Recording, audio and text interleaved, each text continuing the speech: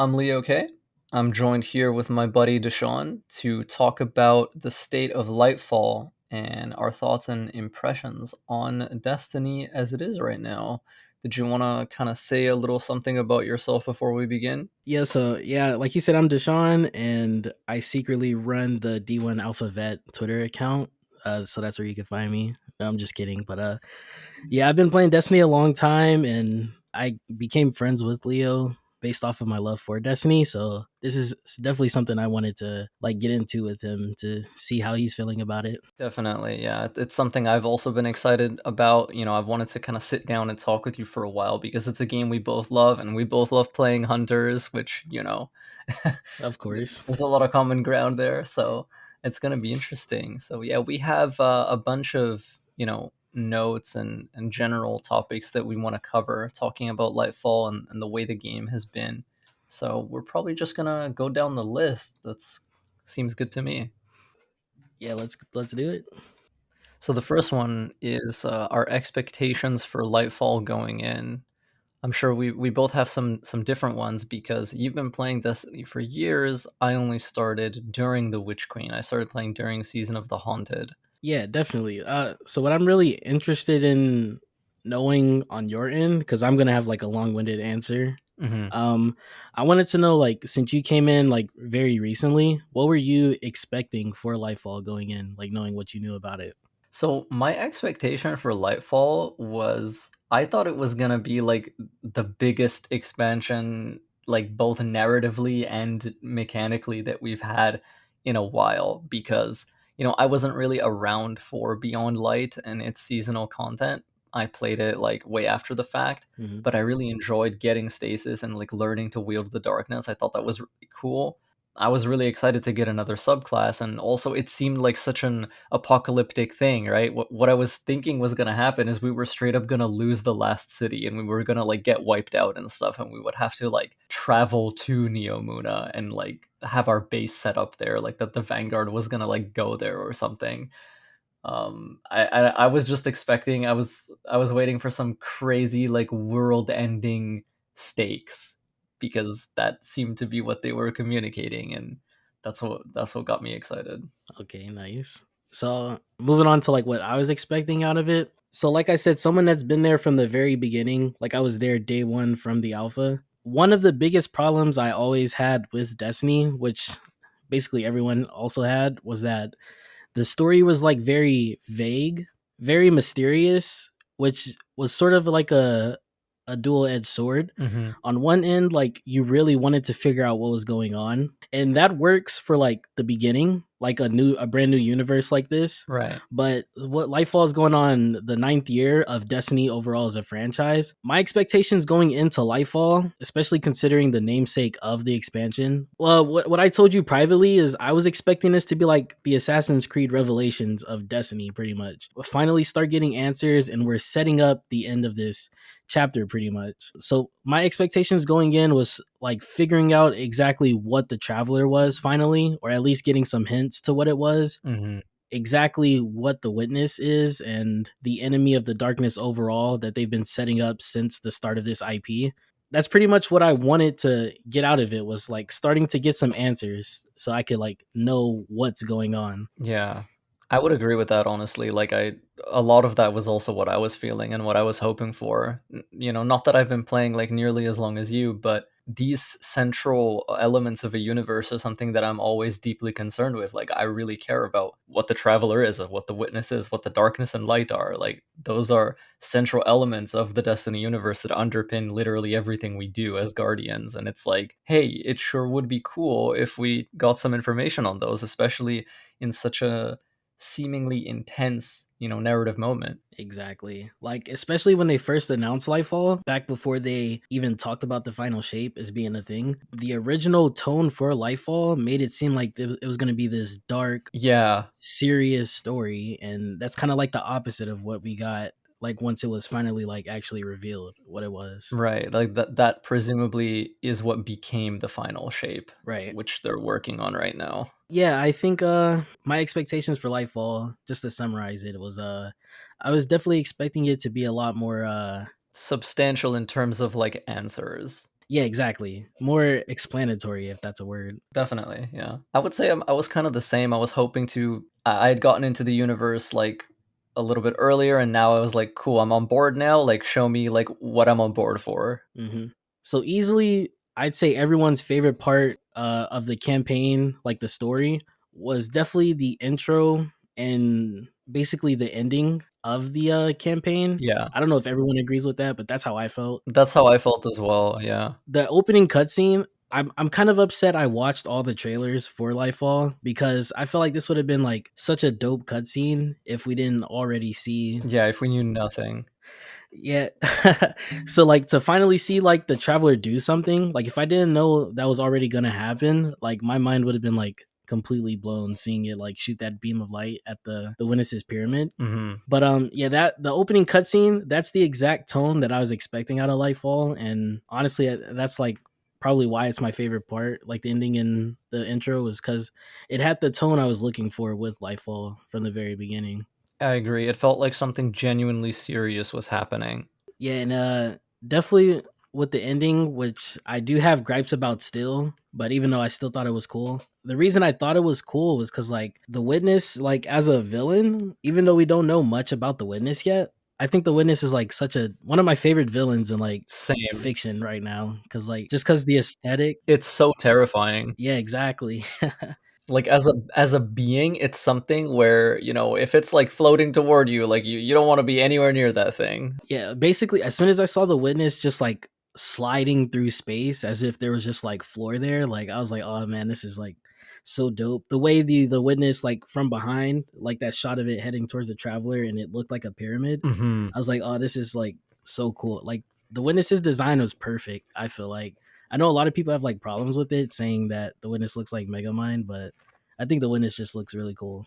I agree. I think what makes the witness so interesting to me is that it looks like nothing else in the Destiny universe. Hmm. Like there's no other enemy or faction or villain or anything that you can point to where you're like, oh, like this looks similar to that. Like the only exception I can really think of is the sort of like orange resonant energy that like floats behind its like robe. Hmm. That you can kind of be like, okay, that's clearly like resonance energy. But other than that, like its visual appearance, its design, even like the geyser of souls like erupting from its forehead, like there is nothing else like it in the universe. And so you're constantly looking at it and you're like, what is this? Like there's no basis of comparison that you can like draw to. It's so unsettling. Exactly. Like I think that's like a really cool concept of just like that smoke, and apparently how like it the people that are like prisoners in the pyramids on earth are like breathing in the witness. Yeah.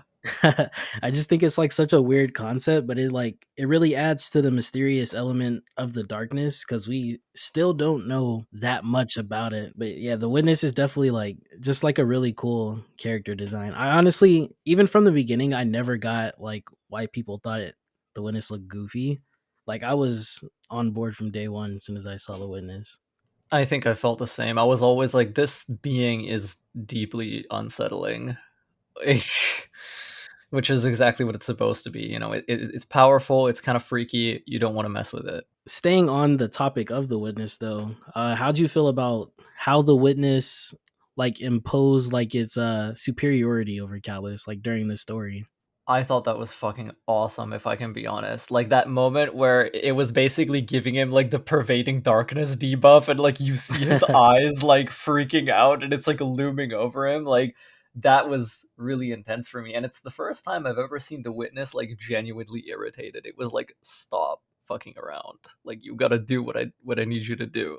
Exactly.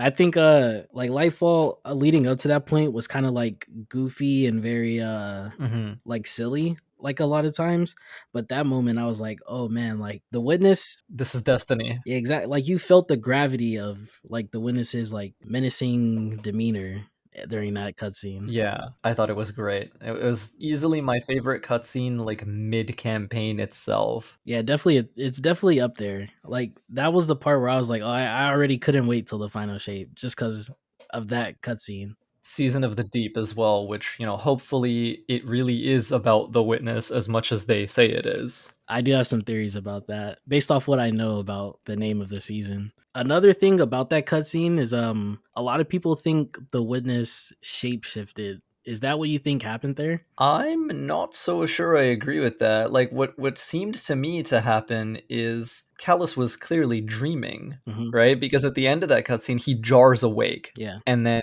he sees all his like people around him, which makes sense because when we talk about Strand in the Lightfall campaign, Osiris has that cutscene where he explains, hey, the light is physical and like based on transformation, and the darkness is the domain of like the emotional and the spiritual, if you will. So it's like Hmm. dreams, nightmares, right? Like memories, exactly. Hence why deep sight, right? Like you're seeing the true shape of something as it was before, as opposed to what the light does, which changes something's shape to something new.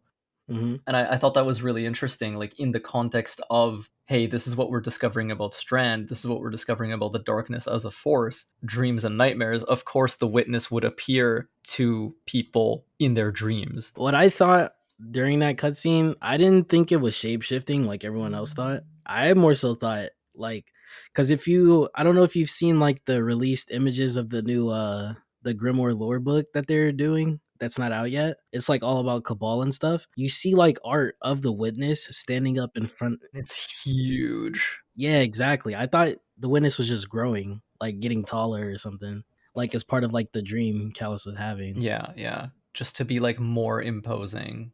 Yeah, I think it'd be kind of disappointing to have such a unique design just for them. And I love Resident Evil, but I don't want them to Resident Evil the witness.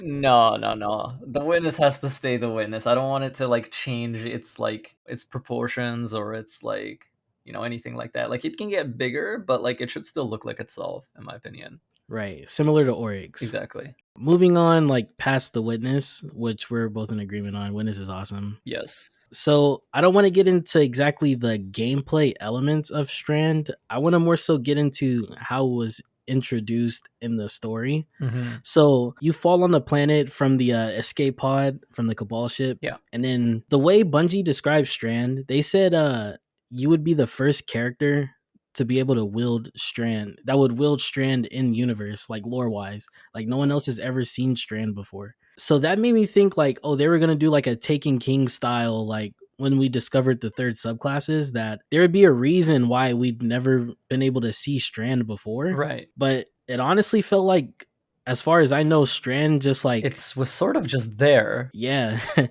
was kind of weird for me, especially because, and I know you said we're not going to talk about gameplay. I'm just going to touch on this a bit, but I don't know about you, but when I landed on Neomuna, I saw a Shadow Legion Cabal with a Strand shield around him, and I was like, okay, dude, like I was supposed to be the first person to wield this stuff. Come on. Exactly. And you know it, I know shields are just gameplay, like they're not canon to the lore, but that's something you have to keep consistent with the story. If you're going to introduce like a very new concept to like a universe that's almost 10 years old, you have to stay consistent with like it has your first appearance of Strand has to be, Yours. yeah, exactly, a unique story experience. Like you can't just throw it out there and then like have it be very unceremonious. I feel the same, and I don't even think that's an unreasonable request because I feel Destiny is typically very good about that. Like if we look back to Forsaken, right? Like Ghost makes a big deal about like, hey, these fallen aren't actually fallen. Mhm. Like that's really weird. Like what are these things? And it's like these are Scorn, and it's the first time you're ever seeing them. And they could have easily done something with just as much gravitas for Strand. I think what's interesting about Strand being this thing that like, the player guardian discovers is when you think back to one of the Beyond Light cutscenes where, Aramis freezes your ghost, Mhm. and then it's like she breaks like your splinter that you were using to channel stasis through. Mhm. Like you look inside yourself, and then that's where you draw the darkness from. So I was thinking, hey, probably Strand functions on a similar idea where, you're looking within yourself, which now that we know like what it is, like kind of makes sense. But I wish that there had been more to that because it feels like they don't really spend that much time on it throughout the early missions of the campaign. It's just like, hey, here's the Strand geyser, just like take it, fight some stuff with it. We'll figure out what this is later, right? Which, there's merit to doing it that way, which is it lets you keep up the pacing of missions.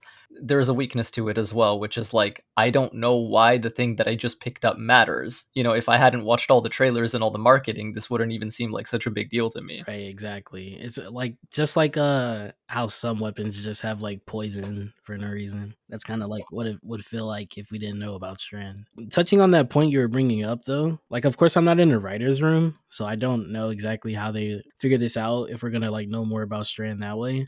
I thought there was room for like an explanation because like I know Strand was supposed to ship with the Witch Queen, Yeah. and that's what Deep Sight was supposed to be apparently if the rumors are true. They definitely could have like sort of explained it like since we got Deep Sight during Witch Queen, that would let us like have the ability to see. Like it primes us for it, and it kind of like it's foundational to our ability to wield it. That's where I thought they were gonna go with. I think everyone in like the Destiny lore subreddit and everything, we all thought that's the direction they were gonna take. Like that was like a very common theory, and it just ended up not being that. Yeah. So yeah, I thought like Deep Sight give us the ability to see Strand, and then the reason no one has seen Strand before is because we didn't know about the city of Neomuna and how the veils like so intertwined into that city. I thought going in like Strand would be like, since we have Deep Sight and we just discovered like this new city with the veil that obviously has some sort of paracausal energy, that would the veil would be the reason we see Strand finally, and that's why it's never been in the universe before. That would make sense to me. In one of the later missions, I believe Nimbus, like they do say, hey, yeah, like the Strand is like byproducts like from the veil or something, which you know I have some thoughts on that. Like I don't know if that makes like perfect sense, because if we take Strand to be just like the connection between all things, then surely the veil shouldn't be necessary to draw from it. Right. But that's another thing. But yeah, that would make sense to me, that maybe we can see it because it's more concentrated here than elsewhere. We have to get used to tapping into it first in order to draw from it elsewhere in the soul system, which is why, first you need to run through the Lightfall campaign and like be in proximity to the Veil, and then you can take Strand into the Crucible or whatever. Exactly. You need to get used to it where it's most concentrated, and then once your mind is used to drawing on it, you can draw on it anywhere. Yeah, similar to like Star Wars, where like how they have like those very like heavy in the Force areas. Hmm. You like practice the Force, and then you go out and do the Force on your own, pretty much. As well as like places where you find your Kyber crystal for your lightsaber and stuff like that. Yeah, speaking on the Veil, the biggest meme since Lightfall came out was We still don't know what it is. yeah, what the heck is it? I don't know if you want to like go over that because I feel like that's a tired topic at this point. I think like Bungie should have definitely had like a better execution on introducing the Veil. Yeah. But I more so one interesting thing I don't see people talking about is how the Veil's like very closely involved with the Black Heart that you fight at the end of the original Destiny 1 campaign. Yeah, they basically made a copy of it, and that's what the Black Heart turned out to be. It's like a Vex recreation of the Veil, which is really interesting. Yeah, I thought that was interesting because like we've of course all been wanting to know like what the Black Heart was way back. Ever since D1. Yeah. Exactly. And it was just nice to like a callback like that is exactly what I was expecting like Lightfall to have. Like Yeah, more of that. yeah, exactly. I thought that was a very cool concept that they introduced to. I just wish a thing a lot of people get wrong is like everyone says like all the characters beside you know what the veil is, when actually in this story, everyone knows as much about the veil as you do. It's just that Bungie, the way they wrote the dialogue, made it seem like the characters know more about the veil than they actually do. Yeah, like the only thing the characters actually know is that the Veil is important and we cannot let Calus get to it. And then what the Cloudstriders know is, oh, it's linked to the functioning of our city, so if something bad happens to it, people are gonna die. That's about the information other characters have. But because of the way it's written and the urgency in their voice and the way they talk about it, it comes across more as like, we know what this is, but we're not gonna tell you. To me, I never really thought that anyone had too much of an idea of what it was, to be honest. And you can't really blame people for that. That's more so on Bungie's like fault because they didn't write it in the best way. Like just so we could put it out there, like the characters don't know what the veil is. So we're all gonna learn this like pretty much together as the year goes on, leading up to final shape. And they have mentioned that like they're changing the way they're doing seasonal content a little bit, which is something that we're already noticing in bits and pieces. Although the seasonal structure is still somewhat similar to past seasons with Defiance, I feel like with Season of the Deep they're removing like power leveling. Like you're not gonna need to like hit pinnacle cap and stuff anymore, which is really interesting. And then in addition to that, like we don't even know what they're doing for later seasons. It feels like the shape of the game itself is going to shift like dramatically. So along with that might also come a change in how they do narrative. Like are they more willing to put more critical story details in seasonal content as opposed to the campaign? I think my gut feeling is yes, and that's part of why Lightfall feels so thin narratively, because we're supposed to get more of this story from the seasonal stuff, whereas in previous years that wouldn't have been the case. Exactly. And I think that's also like a dual-edged sword too cuz like you're having people pay for Lightfall and then you're not going to fully explain the story unless you pay $10 for each season. It does feel a little annoying. Yeah, like people are expecting to get quality for their purchase, right? Exactly. Like you can't sell like the intro to a campaign and then charge you for the extra missions. Yeah, that is the downside for sure. It's something that, speaking of memes, we're like, hey, the veil is a meme, etc. Like one of the big memes with Destiny across the years has been this game is like notoriously over monetized. Yeah. And this is not going to help that perception. Exactly. Especially when you're already spending $100 on Lightfall and you're getting less than what that $100 gives you. Because with Witch Queen, we got the 30th anniversary with that $100, and we don't have anything like that, as far as I know, for this. But I'm definitely excited to see where they take the veil, though, because when you were doing the last mission, actually, when I first saw the veil, I was like, this kind of looks awoken to me. It looks like a weird, like a light and dark hybrid kind of thing, which, as we know, like the Awoken, like that's kind of their thing. So I'm glad I'm not the only one that got that vibe from it, because I was like, this kind of looks like I thought it was the distributary at first. That would have been crazy because it is kind of like a pocket dimension, right? Yeah, exactly. It's interesting. Yeah. For me, like, although the veil, we have so many questions around it, like, I'm always down to learn more about it because, like, anything paracausal, I'm there. Like, I'm about that stuff. I love learning about it. I love talking about it. I love thinking about it. Yeah, I'm not gonna lie. Like, even though I get it in Destiny terms, like context, I really don't even understand what paracausal means. Yeah, paracausal is basically just like something that exists outside the normal laws of reality. Okay. Normally, you cannot create or destroy matter or energy. It can only be transformed from something else. Hmm. And yet, Guardians can create fire without having something to burn. Guardians can create black holes without having matter to compress. Like, these things should not be physically legal, as it were, within the bounds of reality. Yeah. But because we basically ignore the rules of the universe, we can do these things, which is why the Vex have so much trouble with us because they're purely like logical beings. Right. There's no math to it for them to predict. That's interesting. So of course the veil, like we said earlier, it's intertwined with Neomuna, which is this new civilization that we just did not know about. And as far as I'm aware, I haven't like delved deep into the Neomuna lore just because the lore books are still locked for some reason and I can't read them. So as far as I know, they were one of the colony ships that was escaping during During the collapse, yeah. the collapse. I'm guessing I don't know if they crash landed on Neptune or if that's where they were going anyway. Yeah, they're a human colony from Earth pretty much that just they don't have guardians, like they never were involved in this war with the darkness, the hive, the fallen. They're just like completely Yeah, they had to survive purely on their own ingenuity. exactly. And I think that's such an interesting concept cuz like a lot of people complain that the Neomuna citizens like they're very like their language is too modern for like the Destiny universe, but I feel like it works because like we said they never went through that collapse, they never went through that dark age. Like they went from golden age straight to Neomuna and they just been living. Like they haven't gone through the apocalypse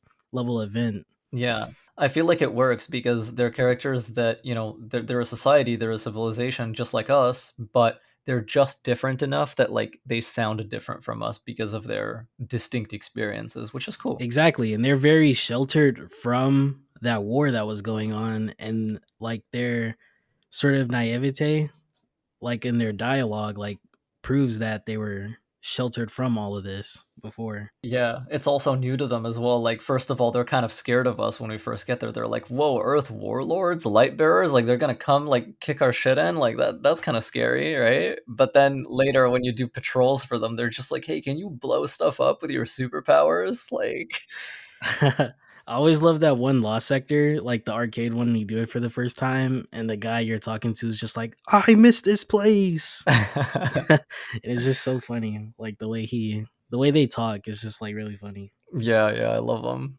And then you of course can't talk about the civilians without bringing up Jisu Calerondo. God, Jisu Calerondo is straight up my favorite character. He might be my favorite character in the game. Like, I love that character. He is one hell of a journalist. I say his intro like just randomly throughout the day. Like I'll be in the kitchen making a sandwich and I'm like, "I'm Jisu Calerondo." With Neomuna Civil News. It's just a perfect name for a news anchor. It really is. I think I even mentioned something like that at one point. I was like, Jisu Calerondo is the most like journalist ass name they could have possibly come up with. Great character. I love like how his you get different bits of his dialogue from like a little hollow projector thing over the course of the campaign. And like some of the people he manages to interview on his show is like, how did you even do this? Like, how did you get Keitel to agree to an interview? Like Exactly. Like I could not see Osiris like sitting there just doing an interview because he's like so busy.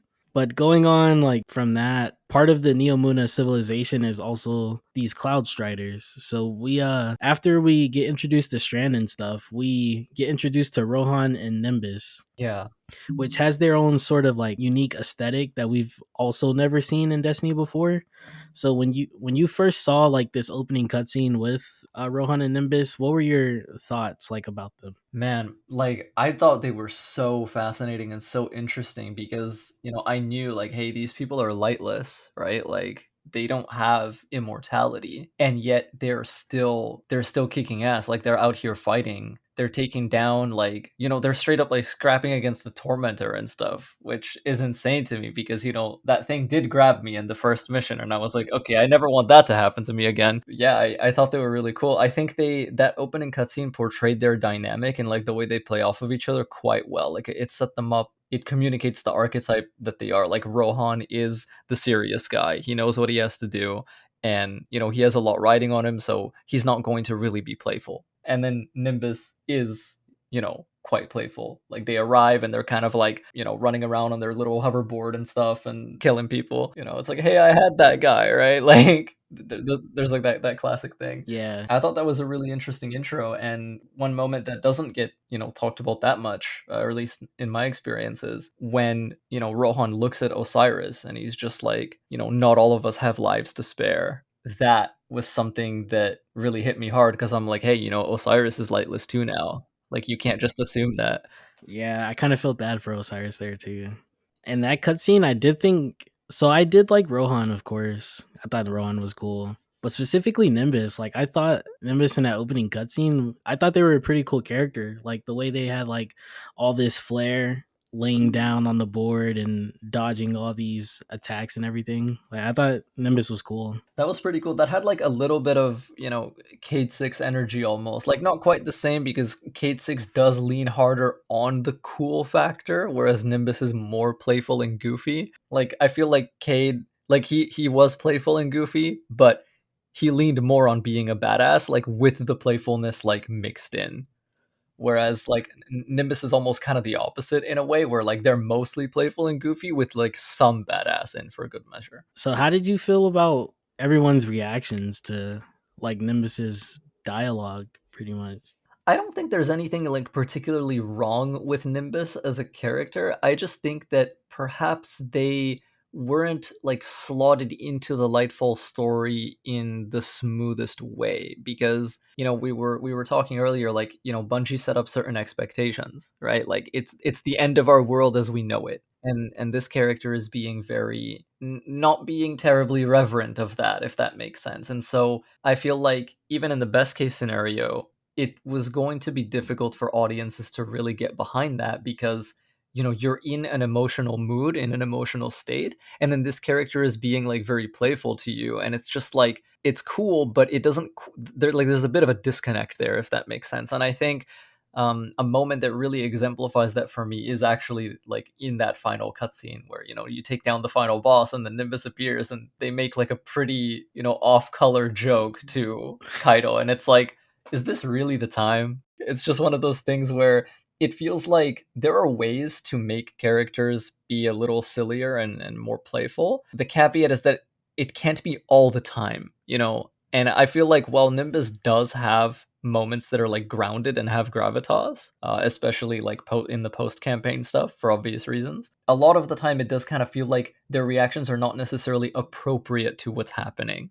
And I think that is what bothers people who are arguing in good faith, at least, because there's also a bunch of other people who are saying all kinds of shit. Yeah, they don't deserve acknowledgement No, they though. don't. So I'm kind of in agreement with you. I didn't think Nimbus was as bad as people tried to make them out to be. Yeah, I thought they were cool. It definitely, like, there was maybe like one or two moments where I was like, maybe this joke shouldn't have been here. Hmm. But I don't think Nimbus was like some sort of devil like people are trying to make them out to be. I didn't think Nimbus ruined Lightfall like some people were saying. Definitely not. No, Lightfall's like story campaign, sure, it had its issues, but you can't put the blame on Nimbus as a character. Like, there's so much at play there.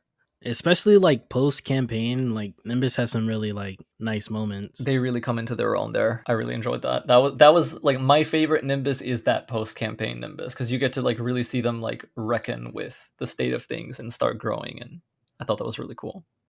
And of course, like speaking of that scene you're talking about, like we get like sort of like a new side of Osiris we've never really seen in game. In like lore, Osiris is seen as like this person that's like worshipped pretty much by guardians and like the civilians alike. Like people were saying like he was always radiant, which means he's like always on fire because he's a solar warlock. Right. Like he had like this very folklore sort of He's like. a legend. He's a legendary warlock. Exactly. And we see a more vulnerable Osiris here without Sagira to lean on for like help, where Sagira was Osiris's friend pretty much.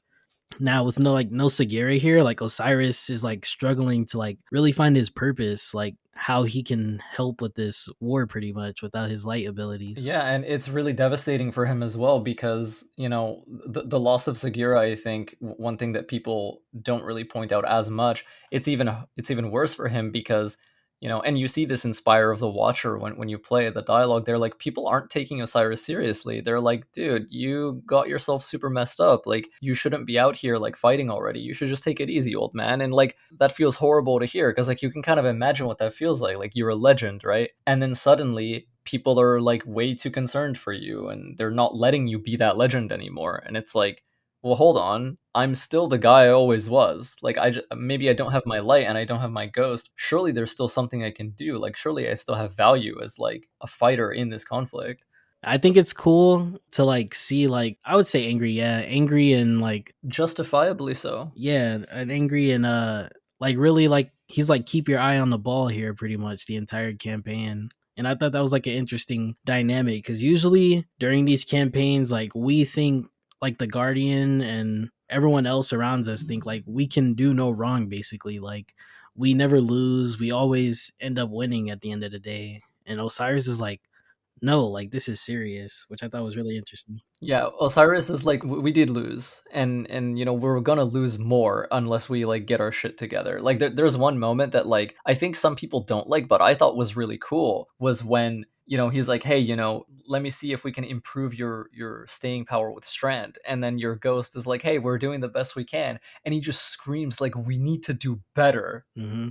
Right? I thought that was a really sick moment. I personally really enjoyed that. And I was like, you know what? Like, he's right. Like, we don't have time for all these failures. Like we have to figure out a way how to wield this, and we got to do it soon because those pyramid ships are still back there. Right. I think that was like one of the few times I really felt the stakes of like what was going on was because of Osiris's performance there. And then this is something you wanted to talk about too was Osiris's like his ability to wield Strand. You think that was connected to like him losing Segura? I think so, yeah. And there's a few things that I wanted to point out here. So like we all saw the cutscene where he instinctively reaches for Sagira, and instead a puka perches next to his hand, right? Just like Sagira would usually. And we know that pukas respond to the intense emotions of people around them.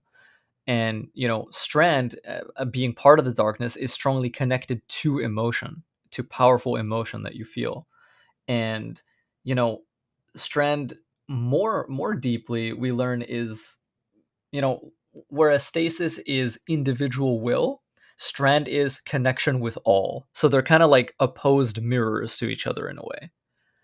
And so Strand being that like link to all things and all people, uh I feel like, yeah, Osiris like missing some of that connection, feeling like he wants to be connected to something, would have let him, intuitively like feel out what Strand like requires of you as an element, because every element in the Destiny universe, in a way, like it wants to be wielded a certain way. And if you try to like, wield it in a way that isn't really compatible with that element, it's not going to work out so well for you. And this is especially true of the darkness elements like stasis and like Strand.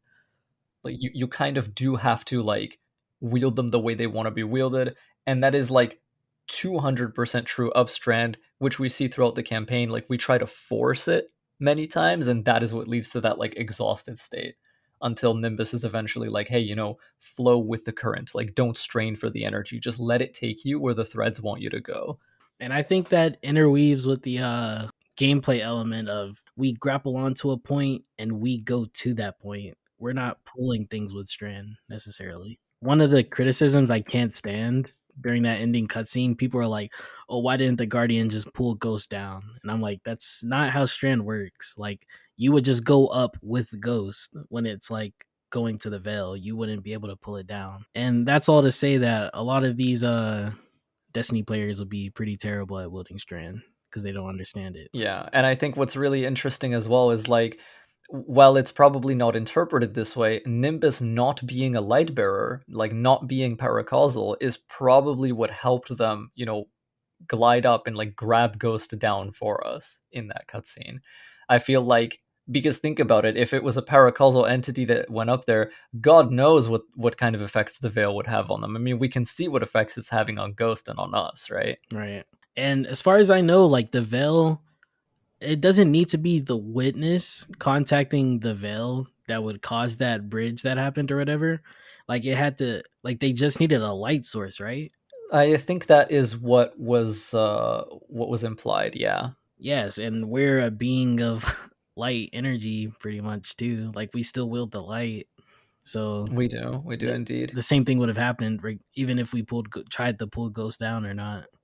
I think an interesting question about that is would you have shot your Ghost there? Like you personally? That is such a difficult thing to answer, because it's like it can be so tempting to say, like from the outside looking in, like, yeah, I totally would have shot my Ghost there. When you're in that moment, it's so much harder to make that kind of decision.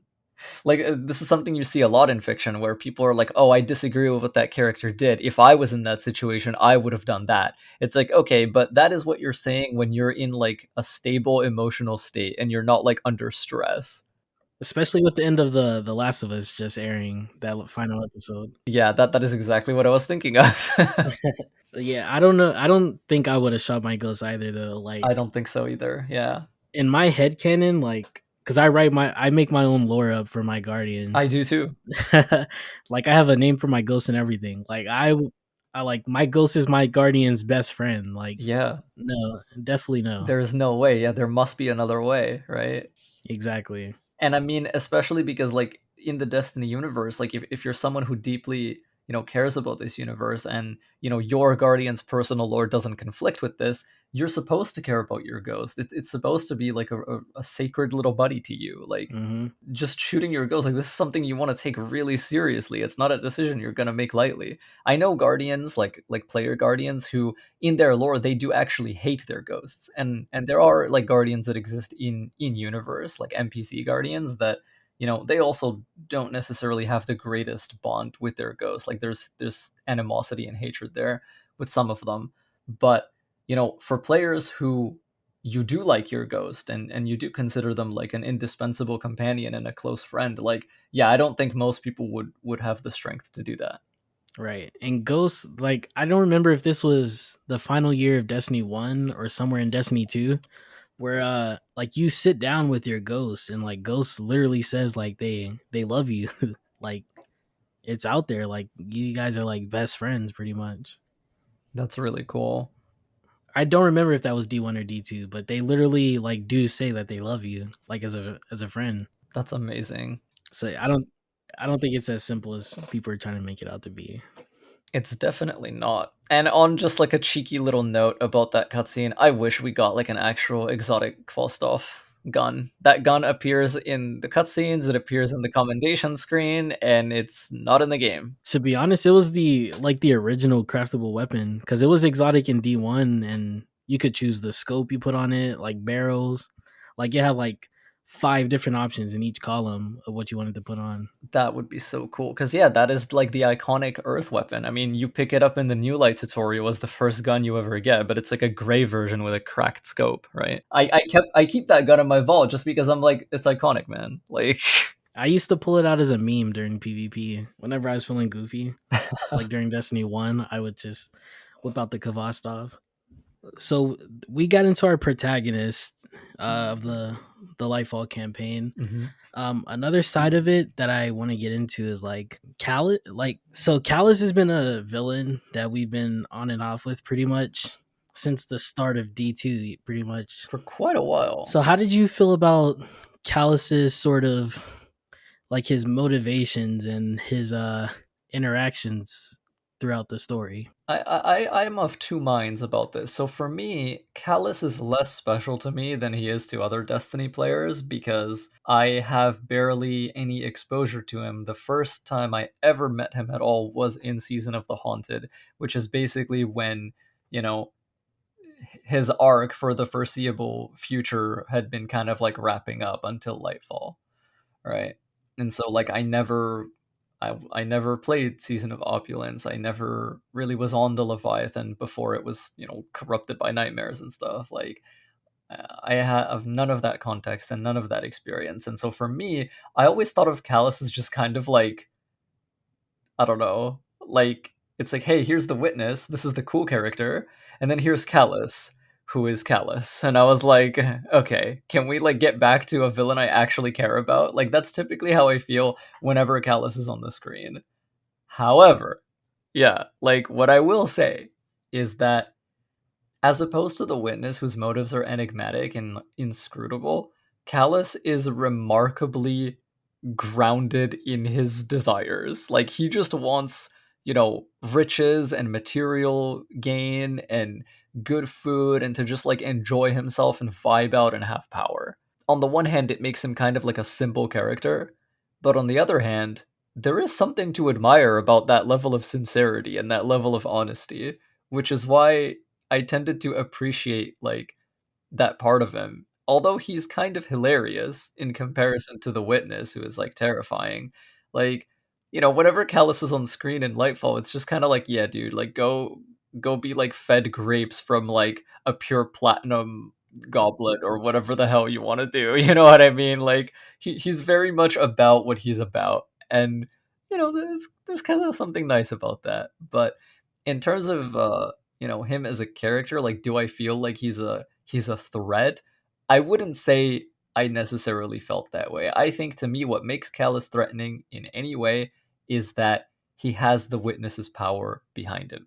That's interesting because, like, of course, since I've seen Calus from pretty much his inception as a character, I see Calus as I don't know how aware with his like lore you are. So Calus, as he was introduced to us, he caught a glimpse of the darkness before we ever knew what it was. I'm guessing he saw the witness. Yeah, this is when D2 first came out, like when we just called the darkness the deep. Like he saw the deep and he was so afraid of it that he came to us to try to befriend us to fight the deep pretty much. Wow. And he was so scared of it that he kind of went full circle, that he just didn't want to fight it so bad that he went to the darkness to get power.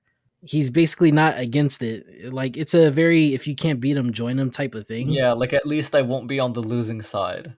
Exactly. And it's very weird for Calus cuz he's like a very proud like he was a very proud emperor when the Cabal were in their prime. Like in his lore, he was actually a good emperor. Like his people thrived and the reason they overthrew him was because Cabal likes war. They like to battle, they like to conquer, and he just wasn't doing that. But he was good for his people, which made it like very interesting that he would sort of bend the knee to somebody.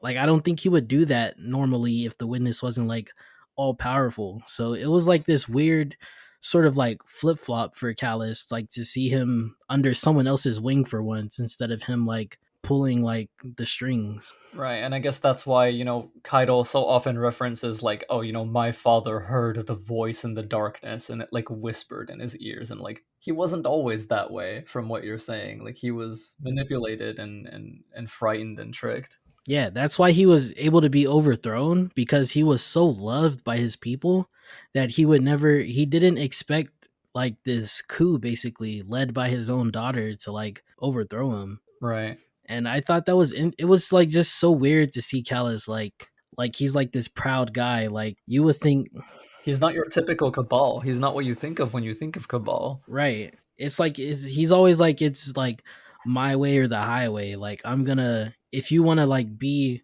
with me, you're gonna be under me, but I'm gonna make sure you thrive. Like you're gonna have like your riches, your gold, your whatever you want, as long as you're under me and doing what I say though.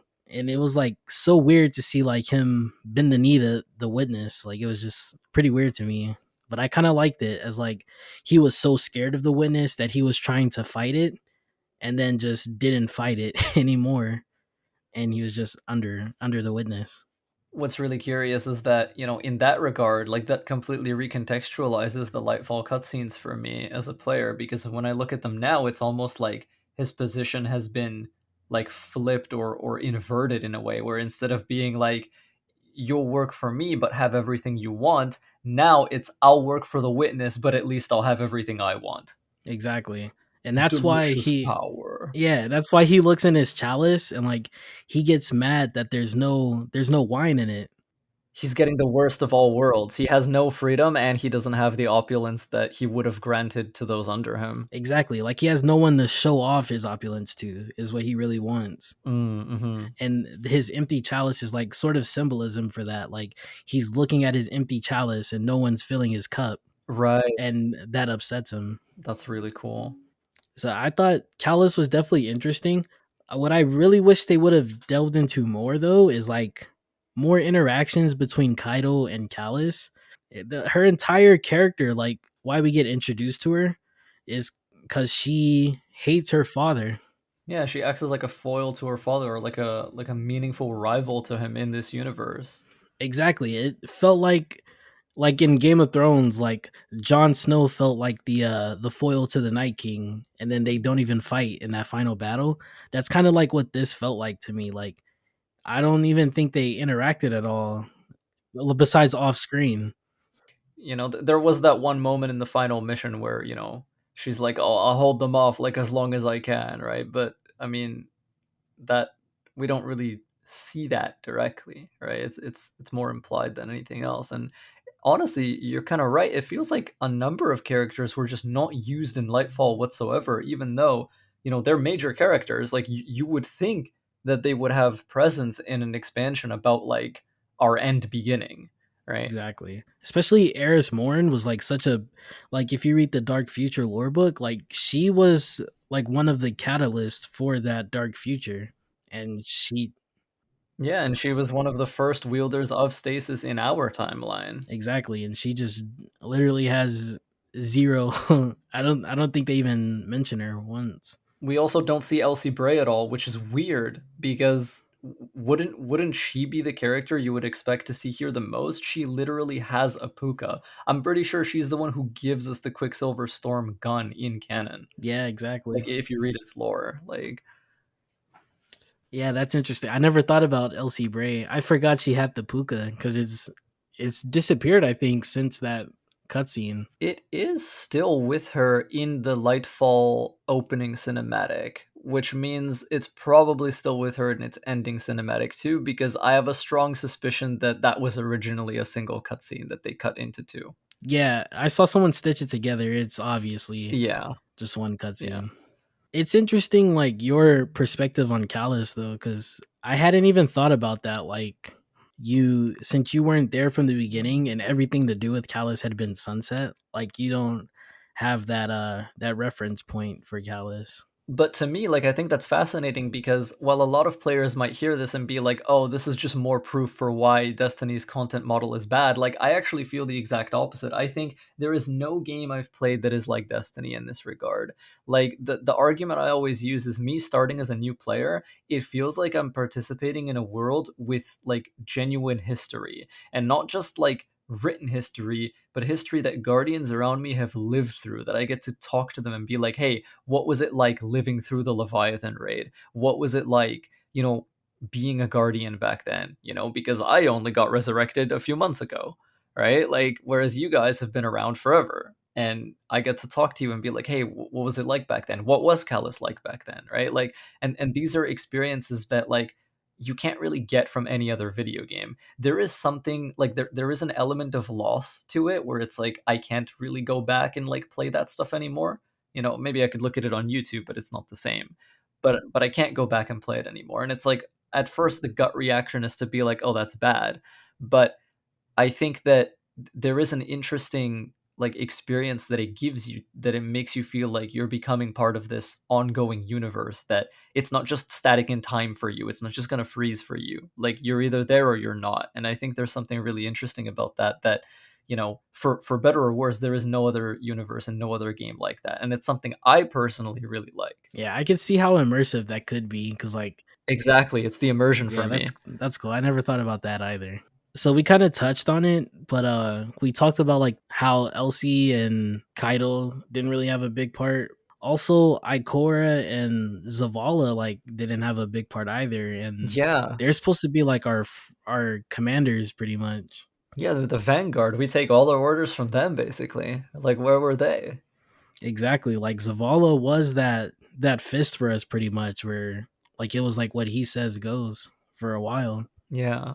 And they kind of just like take a back seat to the overall story, like the Strand story pretty much. Yeah, like on the one hand, I can kind of understand like why they're not there because they're still back on Earth and they're doing stuff, in the last city. On the other hand, like there is definitely like a kind of absence that you feel, which maybe they did it to let us have more interactions with Osiris because he kind of takes the role of the Vanguard in this case. Like I guess they're meant to be parallels. Like Rohan is kind of like a parallel to Zavala, and Nimbus is kind of like a parallel to Cade, and then Osiris is kind of like a parallel to Ikora, and these are the ones that we have on Neomuna. And I think Destiny has done a similar thing before, where instead of Cade, Ikora, and Zavala, we have the Drifter, Eris, and Elsie, which people like.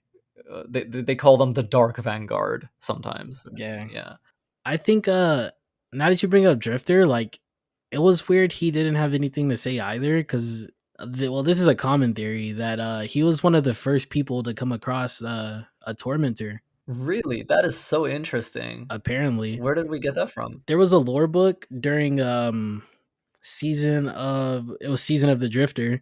He talks about he came across he was on some ice planet. I don't remember exactly which one it was. Hmm. He talked about how he ran into these him and his fire team or group of people. They ran into these creatures that like could suppress light. Like his exact quotes was they smelled like wet earth. Oh, like Petrichor. Yeah, exactly. And That is so interesting. if that's like true, then he's one of the first people to run into a tormentor, and he just had nothing to say about it. Like he was terrified of those things when he ran into it. Like Which makes sense because they are aspects of terror, right? They're kind of like they're imprints of Nezarek and such, who is kind of like a mega tormentor. exactly, and you would think he would like have something to say at the very least about it, because like he literally had nightmares about that thing. Right, as you would. You're supposed to. That's its function. It's to freak you out and terrify you and harvest your fear. Yeah, exactly. And then we'll definitely get into those on when we get into gameplay. There's that like one more story thing I want to get into before we get into gameplay, and it's sort of like the season of Defiance story that we've been getting so far. Which I think is quite good, honestly, so far. Yeah, exactly. So you're liking like how they're fleshing out these non-light bearing characters pretty much, I'm guessing then. Definitely. Yeah, I think that's really cool. Like, typically, we don't really get that much interaction with these characters. And, we're getting some interesting dialogue between characters that perhaps you wouldn't expect to even be talking to each other. Like Mizrax is talking to Amanda, talking to Devrim K, and they were kind of like on opposing sides for a super long time, right? Like, they're both responsible for like a lot of kills against each other's people. And now they're kind of like coming together and being like, hey, we have to like help each other out because something way bigger and way scarier is coming for both of us. Yeah. One disappointment about it though is I wish they would include Hawthorne in this, because I don't know if you remember Red War. Hawthorne was the OG. I actually did play Red War back on the PS4. Yeah, like she was the person to snap like Zavala out of his depression pretty much back then. Like she was like She's not a light bearer either. She's just a badass sniper. she basically told Zavala like, suck it up. We don't have light and we're still out here fighting, so you don't need the light to be like a guardian. I think she literally says that. And like this is like the perfect setup for her to like come back into the story, and she's just relegated to the commendations lady. Yeah, it's a shame. But I am liking like Devram K and Amanda's interactions. I don't think Amanda's ever talked this much No, before. she's definitely getting a lot of attention this season. She even got like that cool backstory, animated cutscene, right? Which I thought was really cool. And my favorite parts of the lore for Destiny is always like those post-apocalyptic, like when Destiny feels like the apocalypse, that's like my favorite form of. Yeah, I love it. That's why I'm really hoping that those rumors about like the Dark Age animated TV show that they're making, like I hope that's actually a real thing. Yeah, that was my favorite part of Amanda's like story thing, was like seeing how The she. road's a dangerous place. Yeah, that's pretty cool. I'm also liking the interactions between Mara and Crow this season. Like that is yeah, that is bringing some warm feelings back where it's kind of like, hey, we had a lot of tension before, but like now we're sort of, we're working together, we're figuring shit out. And I know from the trailers that like Petra is supposed to show up at some point. I don't know when that's gonna happen, but I can't wait. Yeah, as far as I remember, Petra, I don't remember exactly if she showed up again after Aldrin got resurrected, but I'm pretty sure she hated Aldrin for like the stuff that he did during Forsaken. So it's gonna be interesting to see like her reactions to Crow because Mara now clearly like cares for Crow. Yeah, They have that dialogue where she's like fly home safe Crow, etc. Right? Like and that's character development for Mara, because she hated Guardians. She wasn't as outspoken about it as Aldrin was before he died, but she hated Guardians too. yeah, I mean I don't really blame her. Like light bearers are belligerent motherfuckers. Yeah, especially when they were warlords, they were pretty insane. Yeah.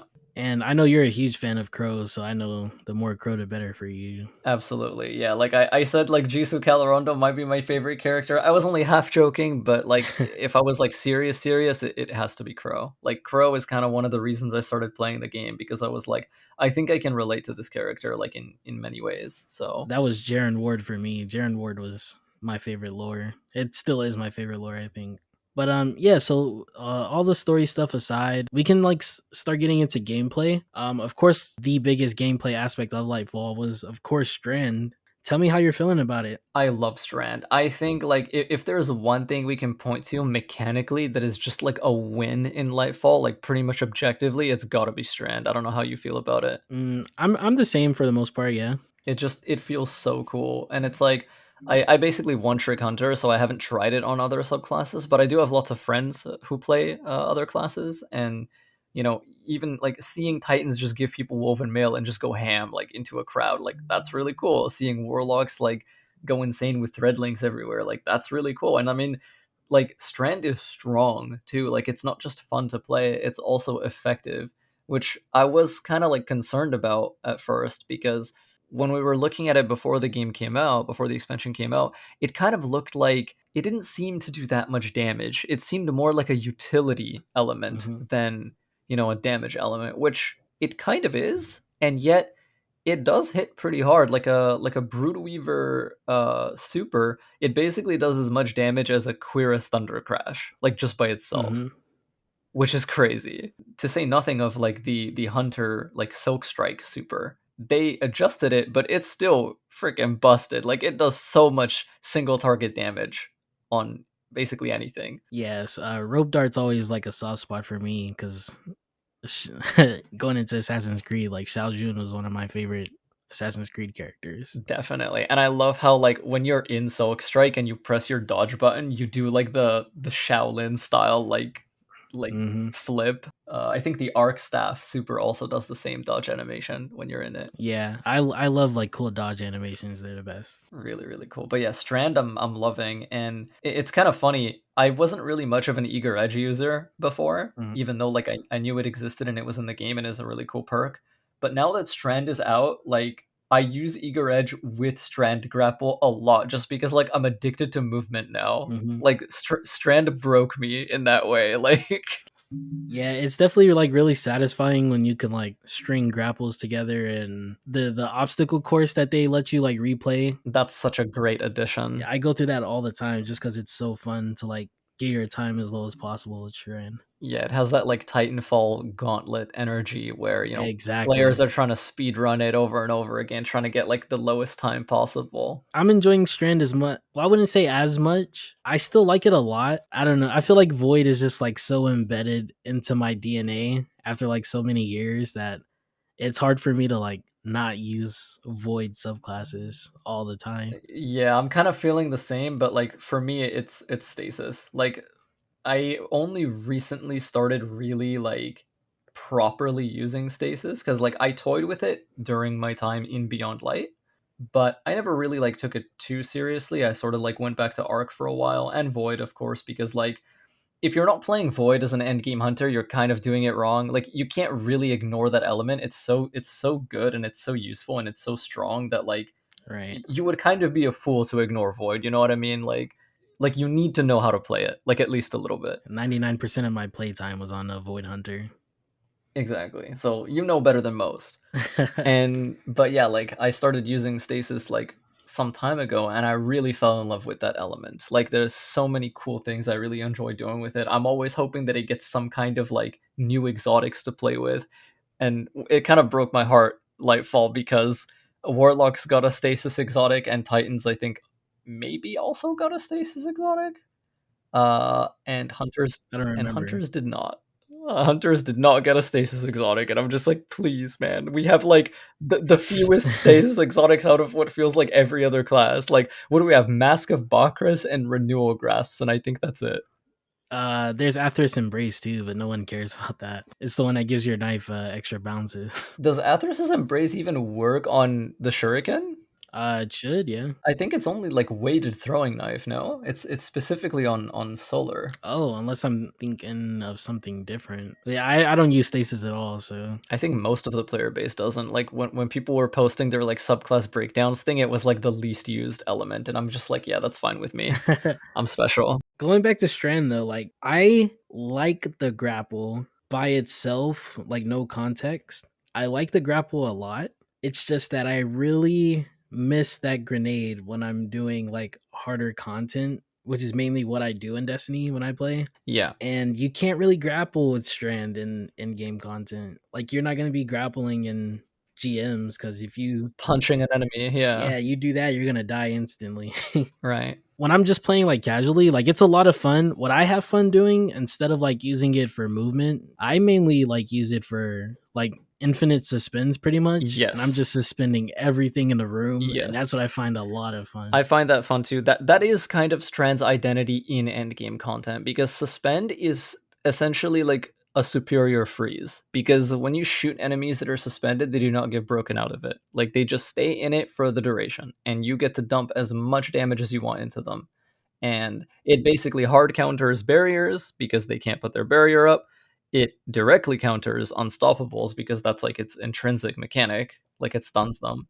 And then for overloads, they can't really shoot back at you, so you can just pepper them with your SMG or whatever. Right. I find that a lot of fun to just like see like 60 enemies just hanging in the air. And then I use like a chain reaction grenade launcher or something and everything just dies pretty much. It's amazing, yeah. Like in that harder content, I basically just replace grapple with shackle because shackle plus your quick fall on Strand Hunter is like you basically have all the CC you will ever want. One thing I do wish was better though, because it feels so good when you master it, is the knife. I just wish it was stronger. Yeah. Yeah, I wish I did more. I get that like the melee is not supposed to be like doing much damage. Like the whole point of your knife is to It's sever, I think. sever lowers their damage output. So basically it debuffs their damage. Exactly.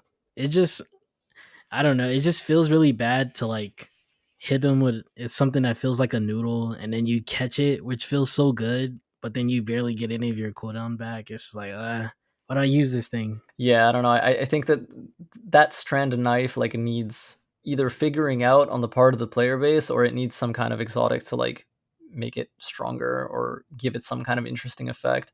I know that we're getting a new aspect soon, next season, called Threaded Spectre for hunters. I don't know what it is, but I mean, specters, wraiths, and ghosts, that sounds like stealth to me, and I'm always down. So, Yeah, Spectre definitely pricks my ears up. yeah. One thing I wish I could have done, and I would use Strand almost exclusively if they did this, Hmm. was instead of replacing your grenade, they could have had like melee be the grapple button, and then you just never get the knife. You just can grapple melee with the melee button instead. Like you just do a normal punch, or you can grapple melee, and that just replaces the knife. That's what I would like. At least on hunters. Grapple is supposed to be ours by ourselves anyway. Exactly. It's kind of like, grapple is the hunter identity, threadlink grenade is the warlock identity, and the shackle is the titan identity of the three grenade types. So speaking of like these subclasses and stuff, how are you liking the build crafting changes like loadouts and the mod system? So yeah, for me, it is kind of like, again, I am of two minds about it. As a new player, getting into build crafting before Lightfall, I'm gonna be real, was a nightmare. You have to check 801 every day. She's never carrying what you need. You're constantly doing less damage than other players because you don't have Font of Might because the last time she sold it was like 10 billion years ago.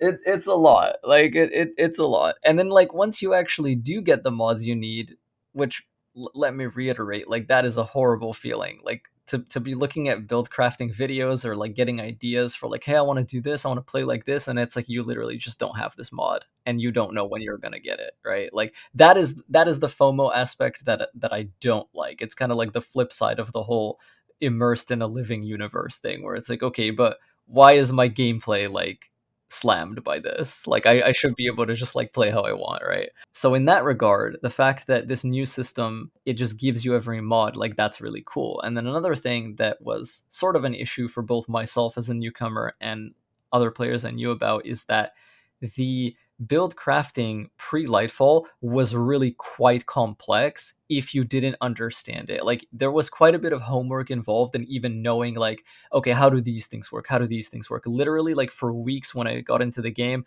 I was just asking people like, what is high energy fire? What does charged with light mean? How do I do this? How do I do this? Like if I equip this, like what does this mean? How can I make this work with that? Like there was a lot of questions like that. And it's like, a lot of failure, a lot of like, okay, like I understand how Font of Might works, but like how do I actually proc it? And that's an open-ended question. If you ask that to someone, they're going to be like, how am I supposed to answer you? Like, what is your Wellmaker mod? Like, is it melee Wellmaker? Are you running like another, like an explosive Wellmaker? Like, it depends, right? Like, it's very open-ended. It's going to be different for every player. So before, it was very difficult to be like, how do I do this? A veteran player is not going to have an answer for you, because it's like, that's kind of up to you, which is the beautiful part. You get a lot of freedom. And so with this new mod system, it's a lot more approachable. It's a lot easier, although a little too late, because I'm already used to the old system by now. So, whatever, right? Like, it doesn't even help me Okay. anymore. But for beginners, it is really quite approachable, and it has been easy for me to teach new lights, like, how to like put stuff together. And I like, in a way, that everything is orbs now. Like, you get your super back crazy fast. You're, procking volatile rounds like all the time because of the seasonal mod, like from the artifact, right? Like, all of that is very cool. But the new system also gutted a lot of things that you used to be able to do, which I don't know if I like that much. Like, there are some builds now that are basically just weakened forms of previous builds. And even though like strength is not so much a concern, because surges are like basically free damage, like everyone has the strat where it's like, oh, put down your well, and then like everyone swap to your boots with triple surges on them, and then just unload on the boss, right? Like, everyone knows that by now. Um, so that's basically like a stronger, cheaper, freer version of Font of Might, almost. So it's not even the damage and the strength that is a concern. It's just, it feels like there's less interesting and intricate things that you can do with it. And then there's also some mods that are just completely missing. On the PvP side, you know, those mods that like they gave you a stat boost, and then they also like, um, exactly. Yeah, like stuff like that. And then like quick charge as well is like completely gone. I don't think that exists anymore. So like shotgun people are just suffering, right? Um and then of course there's no seeking wells. There's no seeking orbs, which I don't even know if you can put that in the game and have it be some kind of balanced. But, you have to go and actually pick up orbs every time. And sometimes that's not so viable if an enemy is going to one-shot you if you get in line of sight, right? Like, whereas with seeking wells, that was not an issue. Like, one player on your team or even multiple could run that, and then, you're proccing your well mods. But that is really my concern right now. Like, there's a lot of mods in this new system that are just gone, and you can't do the same things before. You can't do the same things now that you could do before. So I would honestly say I barely have anything negative about the build crafting so far. I One of my biggest complaints before this rework was that like when you use a subclass, you're forced to use weapon types that match your subclass. Yes, I forgot to mention that. That is huge. It's so much easier to just like swap playstyles now. Exactly. And now that like this new system helps me feel like so much more free that I could use what I want. I don't feel like I have to use funnel web 24/7. I don't feel like I have to use whatever the linear fusion I use, the void one. I forget the Yeah, name of. Taipan. Yeah, I don't feel like I have to use that 24/7 to get the most of my damage buffs. Like I feel like I can just pretty much run whatever I want.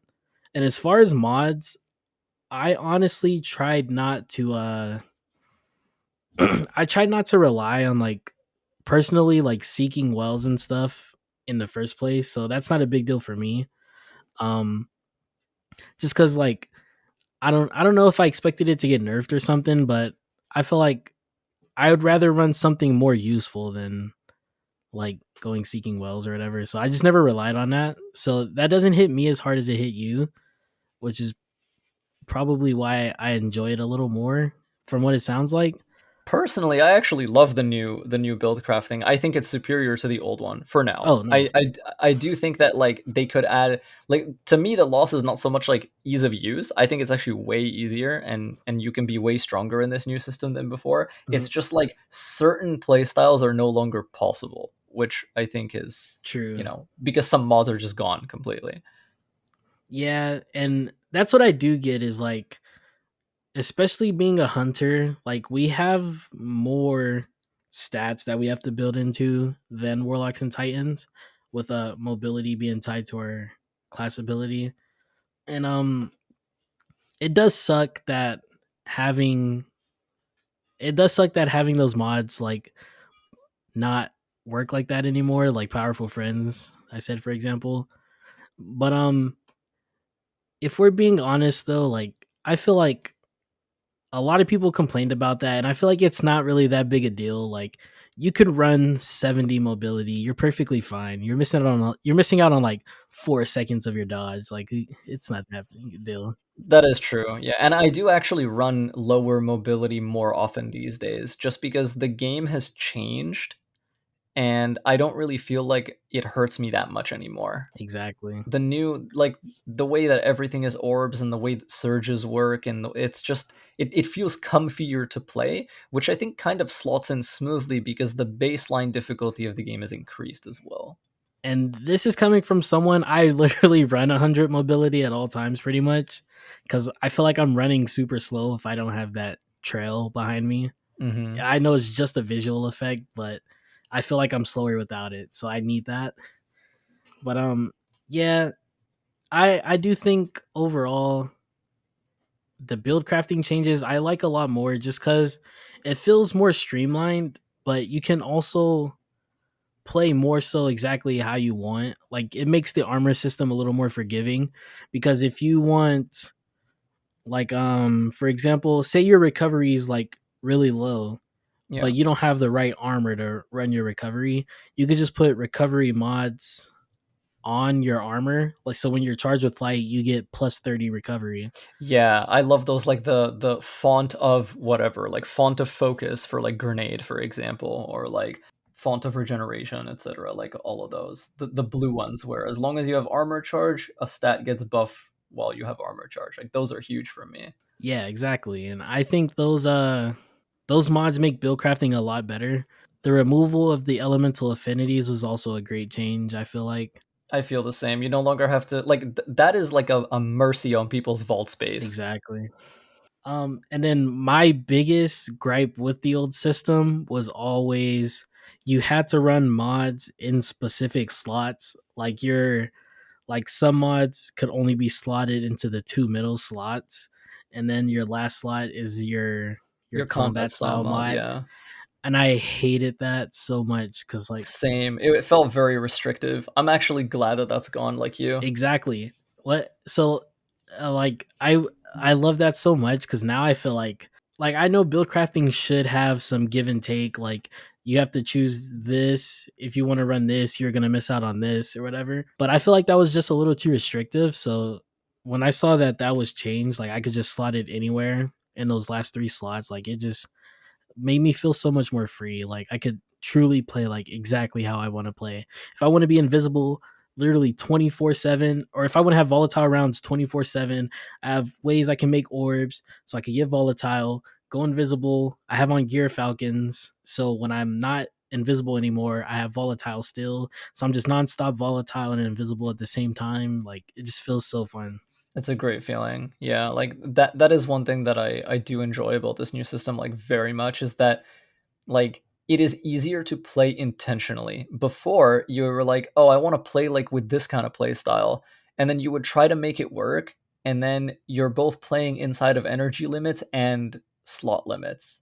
Whereas now, you're just playing inside of energy limits, which feels a lot more like, you have an idea, you envision it in your head, "I wanna play this way," you can make it work, like, with minimal pain, which is nice. Yeah. And then the you brought up the orb change. Like I love that because during the elemental wells, like I don't know about you, but I could never get elemental wells exactly when I needed them for the damage buff. Yeah, I feel exactly the same. That I even brought that up. I was like, "Man, how do I proc Font of Might?" And it's like, people are like, "Just figure it out, dude." And I was like, "Okay." Like for Rogue, I used to always have to fight my raid team, like leave these thrall up so I can melee them and spawn a whale right before DPS, Yeah, or I'm not gonna get fond of might. But I love that it's orbs now, so it's like Warlock just pops the whale, I grab the orb, I have fun of might. yeah. That I think is a really great change. It just makes the game feel less like gimmicky, which I think is quite healthy. Yeah, Like you're playing in a way that's the word I used earlier. Like you're playing in a way that feels more intentional. yeah.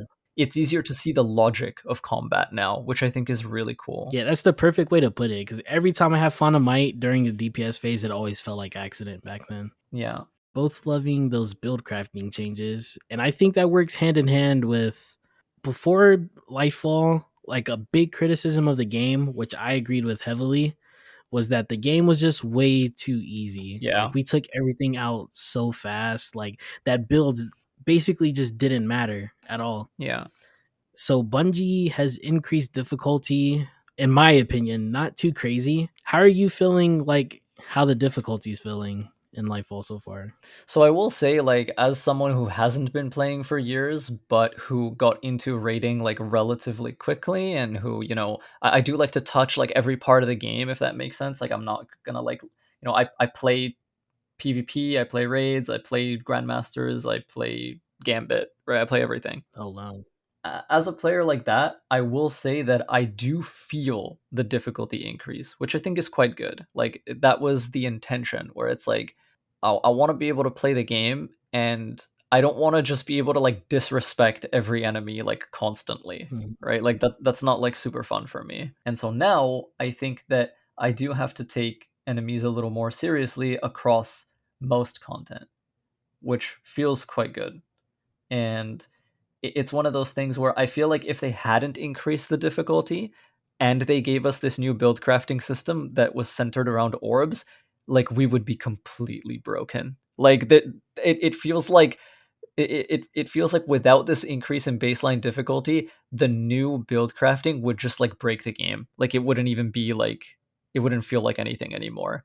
And I think that the way Bungie communicated it before Lightfall was we're increasing the difficulty of the game because people feel like it's too easy. I'm sure there is some truth to that, but for me in my head, I feel like the biggest reason they did it is because this new build crafting framework makes us so much stronger on average. And we were already crazy strong before. Yeah, I agree. And one thing I tell people is like, so before Destiny even came out, I was a Warframe player originally. And one of the biggest criticisms of Warframe was that there was a bunch of power creep and that it trivialized the game pretty much. Like you could run a Warframe, you literally just could go You through just press one button over and over again and kill everything. Yeah. not even over and over again. There was like some abilities you press it once at the beginning of the mission, it never goes away. You never have to even touch your gun. Like I'd go through missions with no gun, just Warframe, and I would like kill hundreds of enemies. And I don't think Destiny should ever be at a point where you're using your abilities more than your guns. And I think we were getting to that point where and we're like kind of at that point still where like people are throwing like fusion aids nonstop, getting it back instantly and just like spamming enemies with nades and stuff like that. And I feel like the enemies do need to hit back. Like Yeah, they do. you don't so the whole point of like a loot based game like this is you want the loot you're picking up to make it feel like it's strong. You got something exciting. Like it's meaningful when you get a drop. Exactly. If you like get guns and you just barely use them because your abilities are so strong, like there's no incentive to get that loot. So you do need to like have a give and take there. Is like you need the Mhm. enemies to be sort of strong so that you feel incentivized to get better loot. And that's what I think people like don't get with Destiny is they want to be handed. I gotta kind of like think about my words. I can feel you like pulling yourself back because it's like, we no, but I agree with you. Like you know that I agree with you. I'll just leave it at you have to have a reason to want to get better loot. And if you don't have that reason, then we're gonna end up like in D2 year one again, where we're just getting weapons with static rolls that literally just don't matter. And I think that, they've been kind of cognizant of that to the point where, you can enhance non-crafted guns now too, which I think is a great step in a direction because a lot of players, once they, know, oh, hey, I can craft this gun, then it's like I no longer care about this base weapon anymore because I know that eventually I'm just going to get like a perfect version of it. And it's like, okay, well, that kind of invalidates like a part of the game a little bit, because then you no longer have a chase.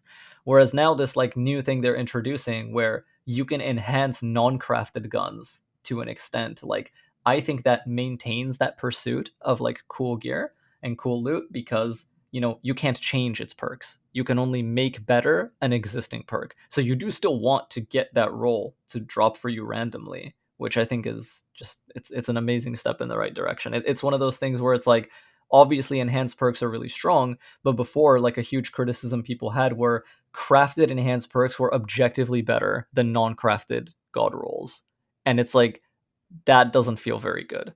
Whereas now it's like, hey, at least we're kind of like working up to a state of the game where, you do still have a reason to roll for random guns, which I think is you need in a game like this. Like you never want, like I have a person in my clan who like he never wants to get the raid exotic to drop for him, because he's like, as soon as that drops for me, I'm not gonna have a reason to play this anymore.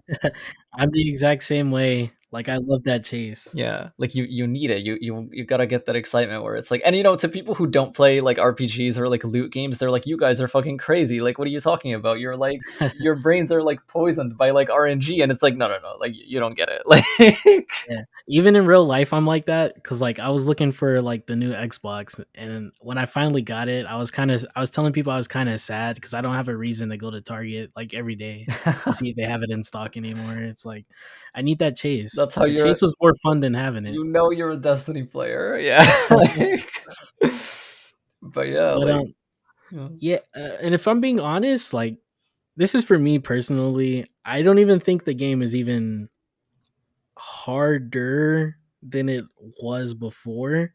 Like I'm still doing lost sectors like pretty much as fast as I was doing them before, for Mhm. example. And they made I think they gave lost sectors permanent contests, I think. Yeah, they did. You cannot out level them anymore. Yeah, and I feel like it feels the exact same. Like strikes feel the same, nightfalls feel the same to me. Lost sectors feel the same. I don't think it's like as hard as people are saying it is. Like people are mad you can't do legendary lost sectors in 20 seconds anymore. Yeah. And I don't think that's a problem. Like, yeah, the loot's not dropping as much as it should.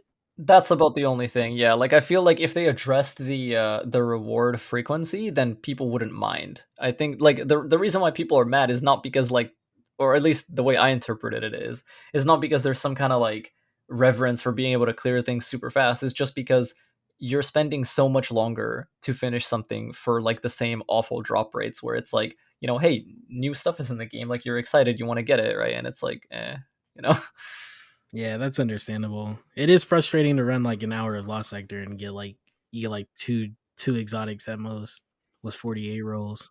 But yeah, people were like on their knees crying about like strikes being harder.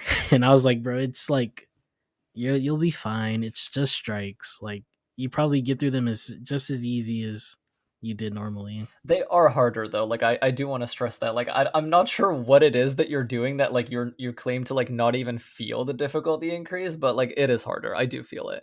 Maybe it's just that like the build that you play makes the experience of it like exactly the same as it was before, which, that might just be like your play style, but they are certainly more like being hit is something you feel more, and having to damage enemies, like they do have more health, they do take a bit longer to go down than they used to, and these things both feel better for me, like in terms of like mechanical texture is the term I always like to use. Like when I engage with the game now, it feels more like, I feel more engaged. Yeah, I get you. You can't just turn your brain off anymore, which is what I like. Yeah, I enjoy that.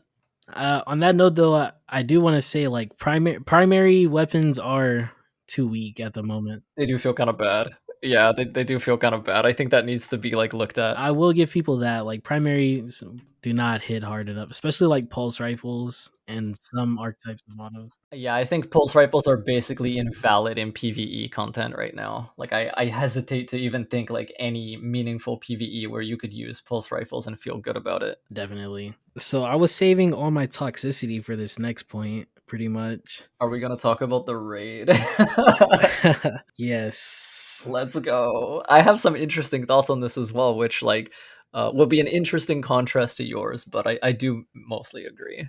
Okay, so I guess I'll go first then, since day one ratings not really a new thing for me anymore. Like I still get excited for them, but I pretty much know what to expect for the most part going in. I'll just say I feel like day one raids base level should be Deepstone Crypt level difficulty, where I think 15% of players like beating it day one is like the highest it should be like ever. So what people are getting misconstrued with us saying the raid on day one was too easy is we're not saying too many people beat it. Like when people say that, for the most part, like they don't care. Like when I said it was too easy, I didn't even know how many people even beat the raid at that point. Yeah, you're talking about your own personal experience because this is something that only happens like once a year, basically, right? Exactly. I think it was just, especially when you have people like flawlessing it on day one or people doing like solos and trios, it is too easy. And I know people like want to say like, oh, everyone should be able to do the raid day one, or like it should be inclusive to everyone. That's like the word people like to use for it. And I feel like, Everyone can launch it from the director. yeah, exactly. Inclusive means like giving everyone the armor when you beat the legendary campaign, like your light level ready for the raid. That's inclusive. Inclusive is not does not mean like You're entitled to victory. exactly. Like you should still have to work for the day one completion. And that I think that's what people like the casual player base is not understanding about, like why people say it's too easy. They think we're like gatekeeping emblems, and it's not like that at It's not all. like that at all. I think like most day one players couldn't care less about the actual like flex of it. It's like they're approaching it from the perspective of this is a rare event. It happened like once a year. We get to experience like this essentially sacred thing where like this one day or these 2 days like once a year are for us, and then the rest the other 364 days of the year like you can do whatever you want with them, right? But at least this one day, like, let it be as enjoyable and taxing and, you know, like the level of stress that we want to enjoy. Like, that is, for me, that's the interpretation I've had from, like, top players being like, the raid is too easy. Exactly. Like people like, I'm sorry to call him out, but people like Shroud should not be able to beat the raid day one when he started the week before on a new character.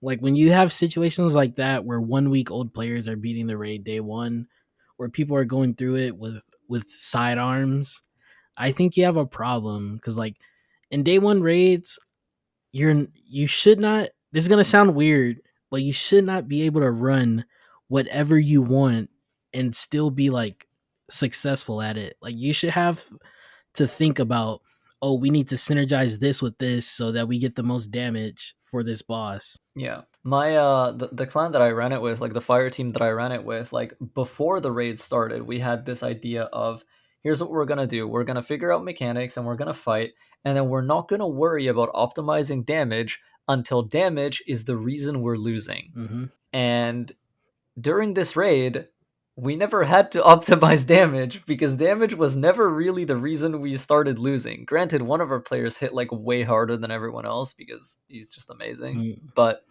like the fact that the other five of us were able to like not hit anywhere near that hard and still win, like yeah, I mean that means something. exactly. And my group, we almost one phase the final boss on day one. Like that's ridiculous. With everyone missing shots too. No div. We had one well, no G horn, using rockets and Izanagi's burden, missing shots, and we still almost one phased it and had full ammo for the next DPS phase. Like I think when you have that, that's a problem. Yeah, there's something off with the tuning there. I think like the ideas that some people have had are that maybe there wasn't enough communication between the people designing seasonal artifact perks and the raid team, or maybe there wasn't enough communication between the new build crafting team and the raid team because I do believe that Guardian, like before the thing was Guardians are way too strong, like pre Lightfall. I think Guardians are even stronger now than they were pre Lightfall, and someone at Bungie didn't quite catch that for the raid specifically. Yeah. And all they really needed to do was just up Nezarek's health pool. Yeah. I think because the room was set up perfectly where it could have been a damage check. Like you got your yellow bars if you need ammo, like truly. And like I don't think anyone would ever be short on ammo if it was a DPS check. It just wasn't. Like I never was like frantically looking around for ammo like other day one raids in this raid. Honestly, like the main ammo I was looking for was special ammo because of the sniping to get hatred. That was like what I was running out of. Exactly. And then I was a runner, so I never even got ammo drops and I never cared.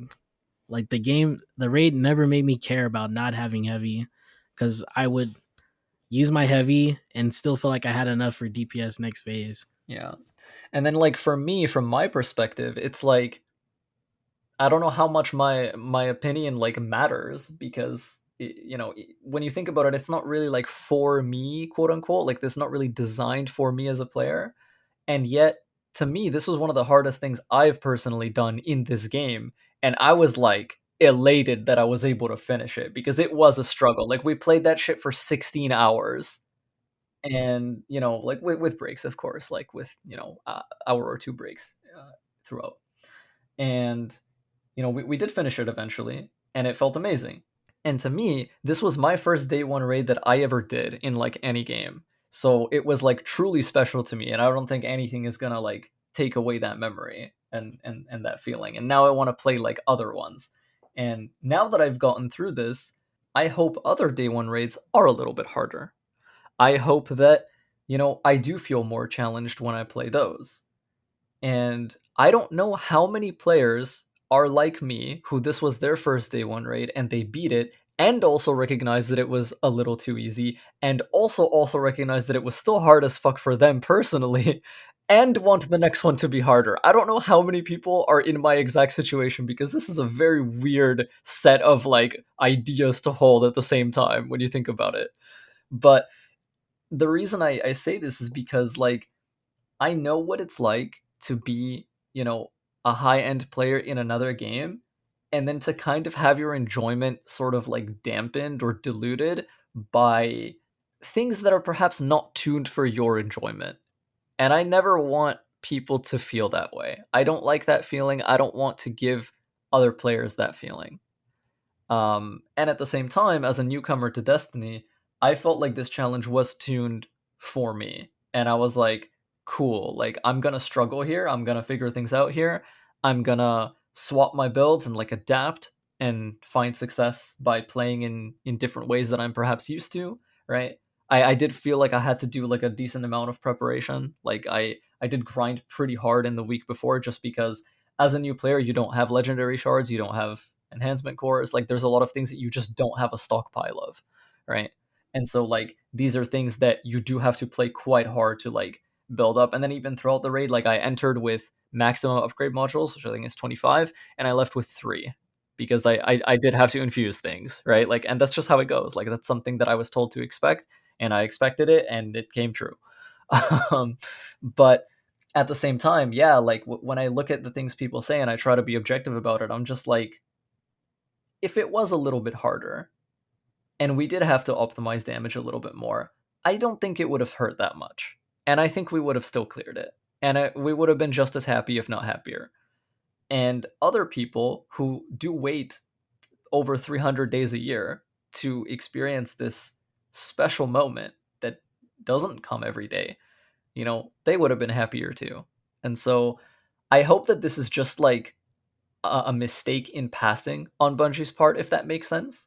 I don't know if it's too mean to call it that, but yeah, like there's just a disheartening feeling about seeing the most invested players in a game be let down by something that they were waiting for a really long time.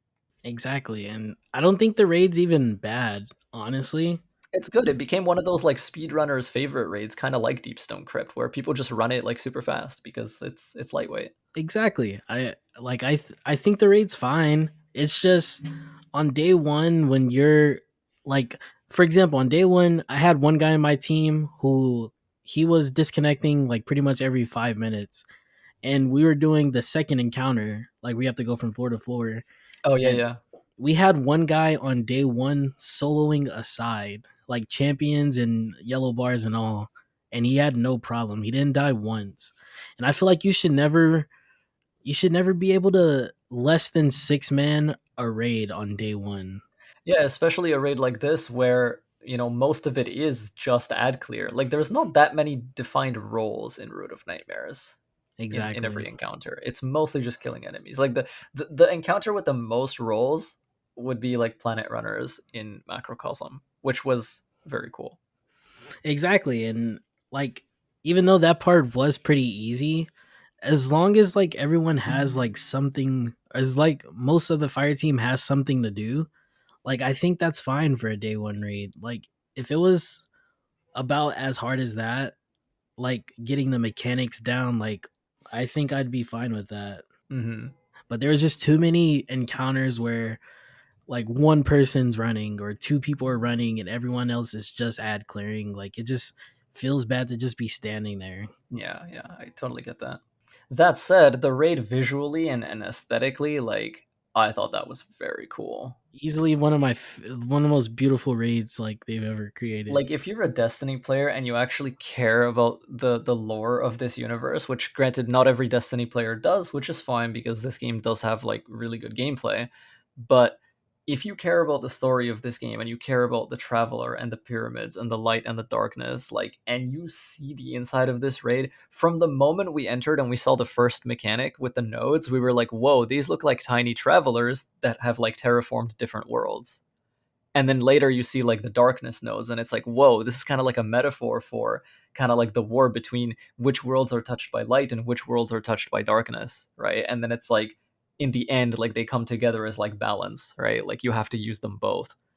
And like that's such a cool like symbolism. Yeah, exactly. I just thought it was weird that it wasn't a Scion there, personally. Like this is just a little nitpick, but it would have made lore sense for a it would have made more lore sense for a Scion to be the boss there, but yeah, that's honestly like a really cool part of the raid. Like that was one of the few times where I was like really invested in the mechanics to make sure everyone's doing what they need to be doing. And it feels really cool to be going through a pyramid ship that is like in space still, Yeah, and it's being terraformed by the traveler like as you're moving through it, which I don't know how many people noticed, but if you pay attention and you look around, like there's a small like tree of silver wings growing in the background that actually like it starts as like a little bulb when you enter the raid and it gets bigger and bigger and expands to its like full scale by the time you reach the final encounter. So like it is being actively terraformed around you like as you're playing through it, which is crazy. yeah, definitely. I did notice that day one. I was like, is the tree growing or has it always been like that? And like no one else noticed but me on my team. Yeah. That's just that's one of the things that I like about you as a Destiny player is that you value both mechanics and narrative, which is that is typically how I like to enjoy most games, and Destiny I feel makes it very rewarding to be this kind of player. Since we're like kind of getting into like the environmental aspect of it, honestly, the reason I was so hyped for this raid, like more than probably I was the most hyped for this raid since like Last Wish and King's Fall, was just because we finally got a build up to like the boss of the raid, which was Nezarek.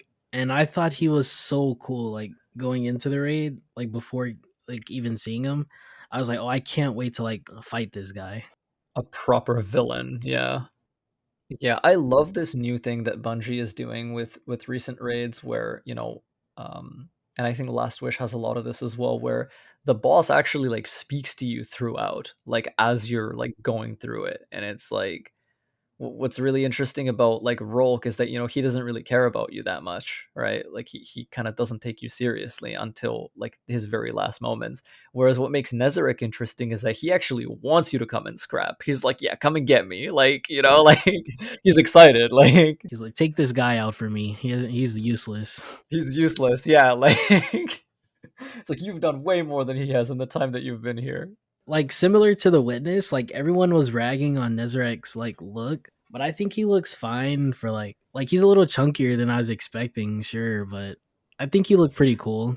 He kind of makes sense as like as that kind of character because he's, you know, the final god of pain and nightmares. He's like, he's a warrior, he's a berserker. Like, he's gonna come and chase you down, he's gonna come and get you. Like, Roke is more like agile and like dexterous, right? Like, he's kind of, he's got that like grace. Whereas like Nezarek is just like raw aggression. Like, he's gonna come get you. He's gonna try to jump on you, because they are both disciples ultimately. And I think those differences in them make them so much more fascinating to think about. Exactly.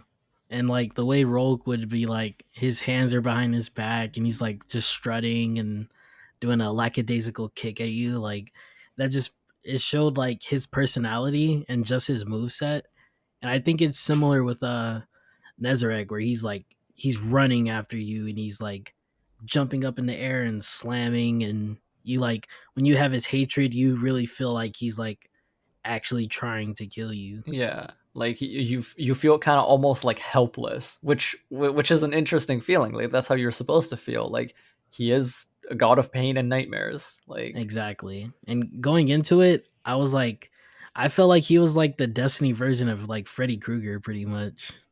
Is like the vibe I got. yeah, like, I thought that was so cool, dude. When I first played the Hypernet Current Strike, and at the very like throughout, like, you hear like unknown voice, right? And it's like, this has to be Yeah, Nezarek, right? It's like, oh, the darkness here like is so like delicious, right? And then like when you get to the end and he's like, I am Nezarek, I was like, that's a wrap. That's what the Root of Nightmares is gonna be. Like, exactly. it was so sick just to hear that. And it's like, Nezarek is someone, we've been hearing about for years. We have like a helmet, we have a glaive, we have like, Osiris like drank his tea, right? Like, to stuff like that. And Even going back to Shadowkeep, like with the nightmares. exactly, yeah, even going back to Shadowkeep, and I mean, even going back to the collapse, like, Nezarek caused our collapse. Like, he was the one, as far as I remember, who led the fleet on us. I saw this fan art. It was like the Witness in the middle, and then Rogue and Nezarek to the side of him. And I was like, bro, just imagine being like a normal human. There's no guardians or anything, like just a traveler, and then you just get attacked by these aliens out of nowhere that look like that. It's like, what do you even do? Yeah. I mean, die realistically. Like, Like nothing to protect you. Oh, and how do you? I don't know if you caught this. There's apparently some lore going out. I haven't been able to read it, of course, because the lore book's still locked. Nezarek is the one that influenced Clovis Bray to make the create Exos. that is so interesting, and it would actually make some kind of sense when you think about it, because, he saw it in his nightmares, right? Like, he saw it in his dreams. Right. And I think that's pretty cool because like basically Nezarek is like the reason Exos exist. Yeah, I would definitely like to know more about that. I'm waiting with bated breath for like Ishtar Collective to just have everything, right? Like, Yeah. Every day before I go to bed, I check the Destiny app and I'm like, is the lore unlocked yet? And then I just see keep it secret, keep it safe, and I'm like, come on, Bungie. It's been 3 weeks. but yeah, overall, I would say like the the the contest mode memory of clearing like my first day one, like, it will be special to me like forever, just because it's something that is so new to me. And it was a level of challenge I wasn't like prepared for. Like, no matter how much you expect it, until you do it yourself for the first time, you don't really expect it. You can't know what it's like. You have to try it yourself. And so that is how that felt for me. Just as I'm sure, I don't remember what your first day one was ever, but I'm sure you felt about the same, where you were like, "Damn, I can't believe I just did that," right? Like, Oh yeah, mine was Crota's End, my first day one raid, so that was like way back. Damn, December 2014. very sick. Yeah, and it's always like a very mesmerizing experience. You had a better experience than I did, honestly, because I didn't even get my first day one completion until Crown of Sorrow, I think, or Wrath of the Machine, maybe. And so my first day one experience was like going through Crota. Have you seen that raid at all? I have, yeah. That's the one where like hunters could go invis with sword to like get to him at the Yeah, end, yeah, right? yeah. Like, So the beginning of that is you just like running from lamp to lamp, similar to like the Lightblade strike. mhm. And that's as far as I got. Like I beat that first encounter and I never got past that until like later on. So you had a better experience than I did day one. Well, I will cherish it forever. Yeah, you definitely should. And like what I was saying about it being too easy earlier is like I'll always congratulate people when they say it was like they got it day one. I'm like, I'm always gonna be like, awesome job. Like I don't try to make people feel bad about it because like it is a very surreal experience. Yeah, it's definitely very special, and that's something that, a mindset that you and I share. Like whenever we see people doing these kind of things in games, we typically celebrate it because, I mean, you and I both know, like, most people don't even try. Like most people never even Right. attempt a raid. Most people never even do dungeons, right? Like, People don't even do Riven legit, and I still teach that to this day. yeah. And it's one of those things where it's like it's nice to even see people want it, like to even see people try. And so that's why, it's one of those things where I'm always going to be happy about it, and I'm always going to be happy that I'm one of those people who did try and who's willing to try other ones. I'll probably get slapped my next day one raid because the requirements are almost definitely going to be harder. I can't imagine they will keep it this easy or make it easier, god forbid. So it'll definitely be tougher, and I'm gonna be there, and I'm probably gonna get slapped, and it's gonna be fun. Yeah, that's pretty much everything for Lightfall. If you had to rate it, I don't really like. So I do reviews. I don't really do like number Me ratings. neither. But if you had to rate, what would you rate it as so far? God, I find that so difficult to do for Lightfall in particular because everything outside of the main story is genuinely so good that, like, it really raises the entire package for me personally as a player. Mhm. And so, like, if I just ignore other people's opinions and, like, just fully for myself, like, for me, Lightfall is like a 7.5. Mostly where it loses points is just that, like, main campaign story. I wanted more. I wanted more of certain characters. I wanted more of certain themes and conflicts. It feels like a lot is being pushed into the seasonal story, which doesn't exist yet. So, like, we can't even know if it's going to be good or not yet. Where it gains a lot of points for me is all the quality of life improvements, new build crafting, loadouts are amazing, brilliant feature. I feel like it should have been there from the start. Like being able to like swap loadouts instantly feels so good. You don't even have to be in orbit to do it anymore. You can just like, hit F1, boom boom, you're done. It feels amazing. Like it's such a great feeling to just be able to instantly like swap play styles. New difficulty feels good. Like I said, I have to engage with the game a little bit more. New build crafting, yeah, I generally just enjoy it. Strand is super fun, great addition to the game. Got made some nice memories with the new raid, like despite its balancing.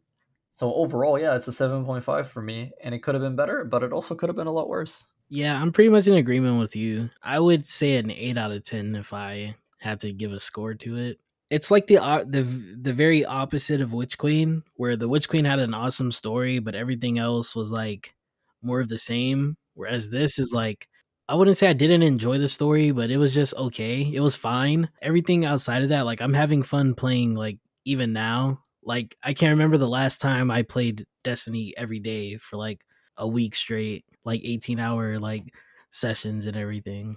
It definitely feels good to just be logging in and like playing the game. Yeah, I would raise my score to an 8 as well, honestly, and I think it's only going to improve once more seasonal content is out. Yeah, hopefully. Oh, and speaking of, you mentioned it earlier. What is your theory on what Season of the Deep is?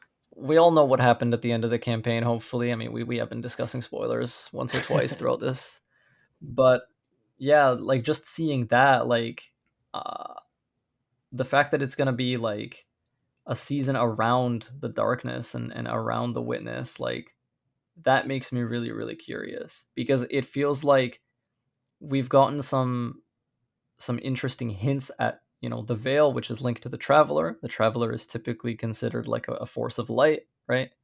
Like we've seen the traveler's power in the witness's pyramid, like terraforming everything. We see its like growths, its plants, its tree that it made. Like we see all of that. Like I think it's time to see more of the darkness and delve into the darkness a little bit more. And I think that like more and more as we approach final shape, what the game is doing, and it's stressing this like way more than it used to, is this whole concept of balance and unity, where it's like you need both light and darkness. You can't survive with just one or the other. Like something is coming, and we're gonna need to master both.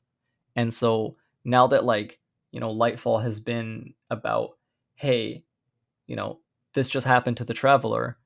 Ghosts, we still have our light, but we can't really feel the traveler anymore. Like maybe it's time to seek answers from the deep and from the darkness and see like what it has to offer us. Because, you know, the witness is not just going to lay down and die. We need to empower ourselves as much as possible. Interesting. So my theory is, I don't know if you know about this, but when Titan was not sunset, so let me rewind really quick. I'm sure we both know the Book of Sorrows like lore, right? I do like Hive, so yeah. Okay. So you know how like Oryx would be talking about the deep and that you'd be talking to the Leviathan that was in the deep, right? Hmm. When Titan was still in the game, there was like some sort of like nod to there being some creature on Titan, like under the water. There was like a nod to that creature being a baby Leviathan. Oh, that would be crazy if that's true. So when Lightfall came out, or I don't know if it was Witch Queen or Lightfall, there was something that told us that the Witness had an enemy on Titan. Right. In the Books of Sorrows, the Leviathan was trying to get the hive to like stay away from the deep and not have it like get into the darkness That pretty makes so much. much sense. What's really interesting as well is like, you know, one of Savathun's like two truths and two lies thing. One of them is the power to move worlds will soon be yours. And what's really interesting is in a very direct way, the macrocosm encounter in Root of Nightmares, we're literally moving planets, like in that encounter. So like that's two bits of foreshadowing toward that. So maybe we'll find a way to like bring Titan back and then be able to like commune with that Leviathan if indeed it is there. So that would be really interesting. Exactly. And also in that same set of two truths, two lies, one of those options was also the Taken King will rise again or something. Right.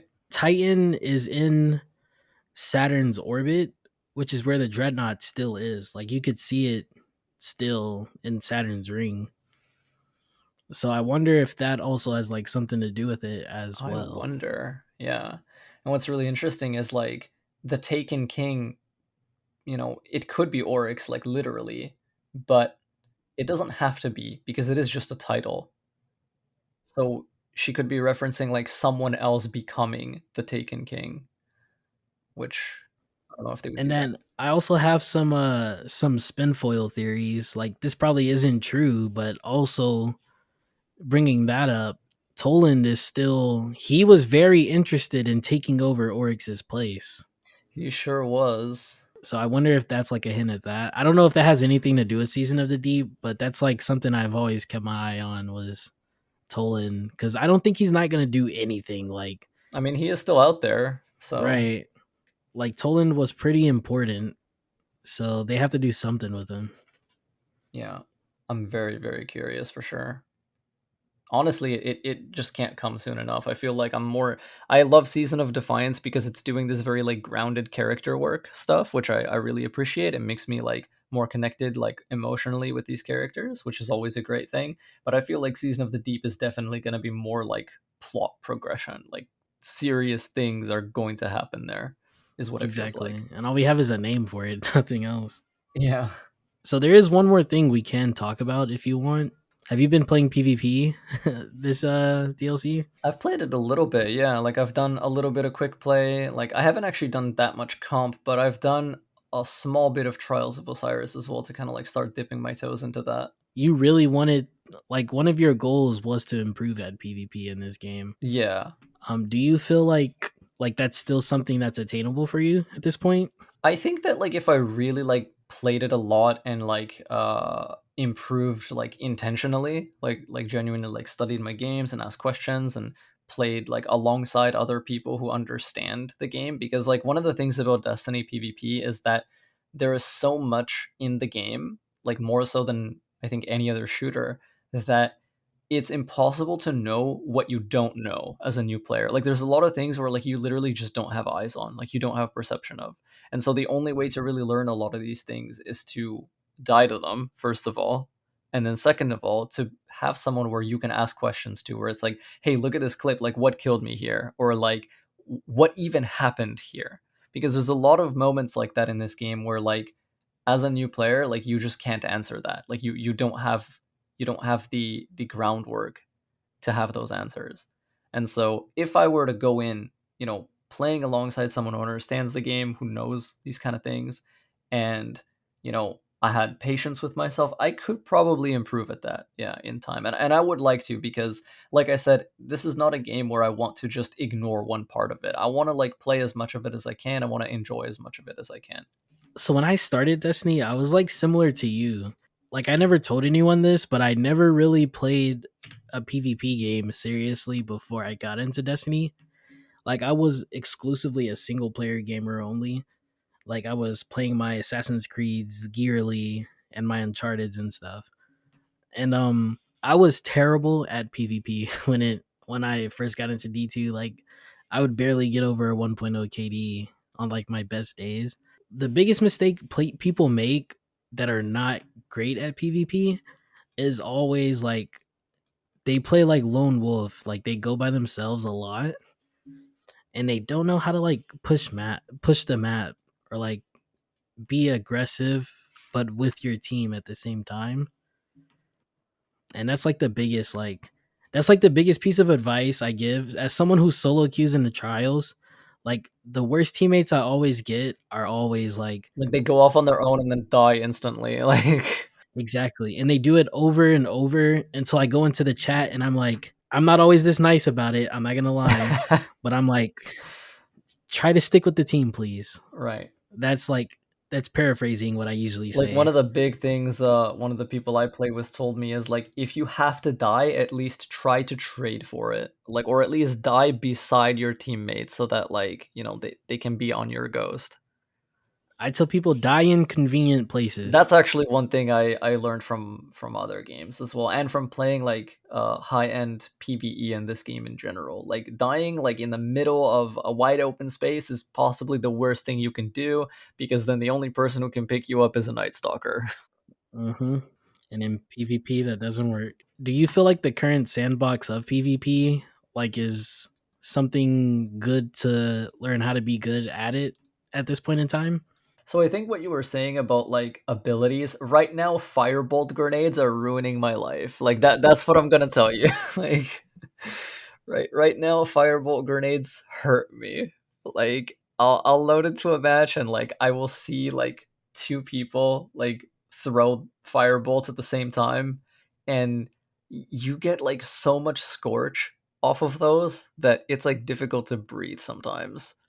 So that just feels kind of oppressive right now. I've seen people mention this idea of, hey, you should disable seasonal artifact perks in PvP, which I think is a fine idea. I don't think there's anything wrong with that, because I think inside a Guardian's base build crafting capabilities, like even outside of seasonal artifact, like there is enough there that you can have an interesting and engaging PvP experience, like already.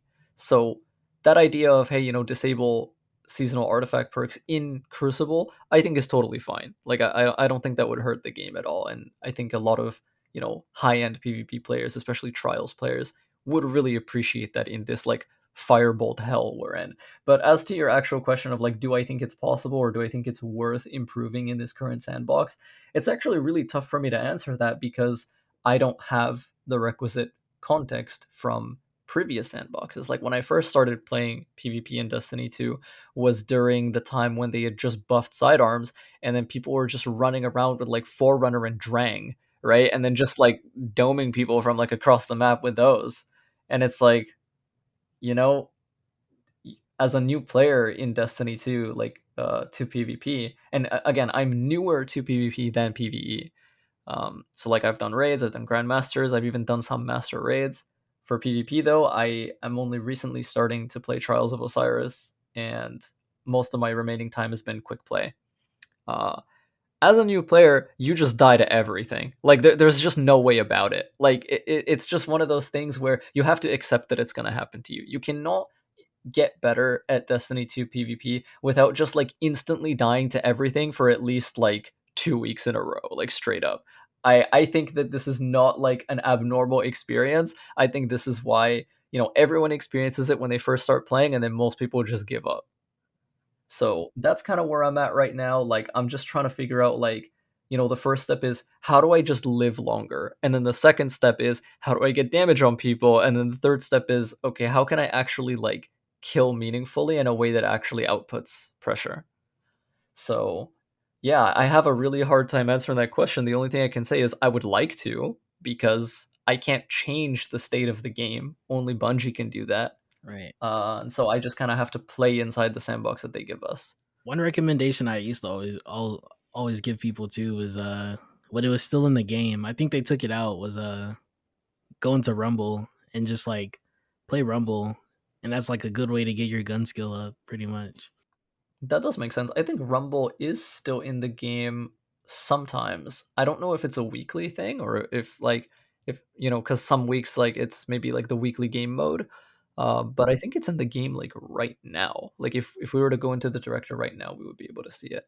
Yeah, that like when I was trying to improve, I would always just play survival and Rumble because like survival would penalize you for dying pretty much without it being trials, and Rumble is just like you're always getting in 1v1, so you have to win your gunfights there. Like you don't have teammates to rely on for that. Right, that makes sense. But speaking of trials though, how's your experience in that so far? So whenever I do play trials, I either play with a player who is slightly better than me. That's one of my partners, or I play with a player who is way better than me and is like teaching me things the entire time.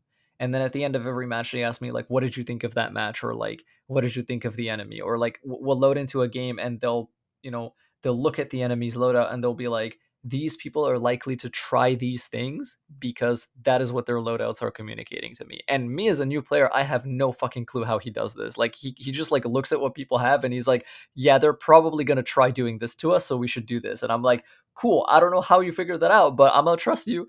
It's one of those things where it's really interesting to me. And so I'm finding that playing with both of these players, I definitely do get different experiences. And one thing I'm gonna start trying more is just solo queuing because they do have that new like fire team based matchmaking now. So going solo is like, it feels almost like freelance in a way, I guess, is what people are saying. So no harm in just doing that, probably not going to screw up too many people's games. Just make sure you turn off whispers. I'll just say that. Right, yeah, some people do get a bit salty. Like I love the trash talk personally, but I know some people don't enjoy that. So As far as like, what do I think of Trials of Osiris as a game mode? It is actually my preferred PvP experience. Like, I genuinely find it more fun to play than the rest of the game. There's just something about it that seems more interesting to me and more enjoyable to me, where like people take it more seriously. You kind of get to see like, I say like the best of the game, but in reality, it's you get to see the best and the worst of the game because people are going to use every advantage they possibly have because like they really want to win there, like winning matters there, right? So I find that really interesting. I get to see the game in what feels like a very honest form, if that makes sense. Like people are very sincere when they play trials. Like they're not gonna fuck around. Like they are gonna hit you with the most dirty shit they can imagine. And it's like, that is totally fair. Like that's what you do when you want to win. And I really value that. I really value being able to see those parts of a game. yeah, that's interesting because yeah, I feel just like you at trials where growing up playing sports, like it gives me that closest feeling of playing sports is when I'm in trials pretty much. So I imagine you've been playing this week though, right? A little bit, yeah. I've been because aggressive frame SMGs are like one of my favorite gun types in the entire game. And so when I got that Ikelos SMG into my hand, I was like, this feels amazing. I cannot wait until I see other guns that are kind of like this. And then Bungie were like, hey, guess what? There's this SMG coming up called the Immortal. And I'm like, I really want that. Like, that looks so cool. Like, Yeah, it is. that has been shredding me quite a lot. I think it's already like the most used gun in PvP, and it's not even been out for like, Yeah, someone managed to like pairing it with an exotic, get the time to kill down to like 0.3 seconds with it. that is insane.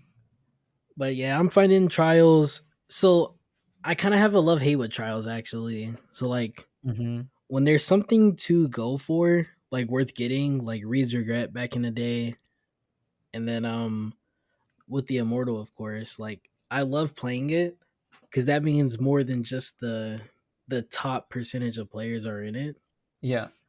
and that makes it like really fun because you're not just playing sweat stacks every time. Yeah, you're getting a varied experience, which is quite interesting.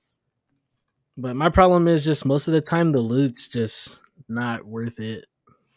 Yeah, this is a problem that I think a lot of PvP players have with Bungie's approach to the PvP side of the game, where it just feels like it doesn't get a lot of attention. It feels like there's not a lot of rewards. You know, people were questioning, hey, why doesn't going flawless or getting adept gear like give you artifice armor? Like artifice armor should drop from Trials of Osiris. And it's like, you know what? Like I never thought about it that way, but that makes perfect sense. Like, why doesn't artifice armor drop from Trials of Osiris? It should. Yeah, it's honestly harder to go flawless. It's infinitely harder to go flawless than to do a master dungeon. Yeah, because I mean, a master dungeon you can kind of memorize. Like enemies are sort of gonna fight in the same ways every time, whereas against real players, like you can face any number of combinations of guns and abilities, and you know, humans are humans. They're not going to play into you the exact same way every time, at least if they're really trying to win. But I hope you're having fun like this week because I'm having fun for the well, I was having fun until I went flawless, and then for some reason my quality of teammates have gone down. Yeah, that is. I saw your tweet about it. That is a very odd happening. Like I wonder how that like Yeah, turned out I that way. I don't know. I solo queued to flawless, and then as soon as I went flawless, like I lost like 5 matches in a row, and I Damn. was getting I was getting tilted before we even like started this, so I had to like go take a shower, cool down, and Right. then get back into this. Man.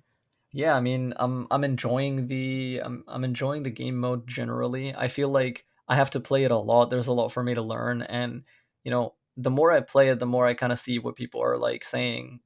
Is that hey, PvP was once the most replayable part of Destiny 2, which only makes sense when you think about it because it is dynamic. You're not getting the same experience every time, and it's bite sized, and it's something that you can just grind over and over again and have kind of like a different vibe every match. And I really hope that it gets some more love, like even as someone who is not primarily a PvP player, I think it deserves some attention. It can only help the game if they give it some more love and improve it a little, because it hurts to see PvP players on my timeline be like, yeah, like we're getting nothing, bro. Like we're eating scraps like at best like every year, and it's like, yeah, no, I'm sorry. Like Yeah, to be honest, it's just so hard to balance a PvP game in a game like this, though. I don't really know like what Bungie could even do besides like drastically changing gear in I PvP. mean, that is what other MMOs do, in fairness. Like if you look at a game like, and I know it's incomparable, but like if you look at a game like Final Fantasy 14, like the skills that classes and jobs have in PvP, like they're not the same skills that they have in PvE. Like their buttons are, you're basically learning a different game, which I think is totally fine because functionally you are playing a different game.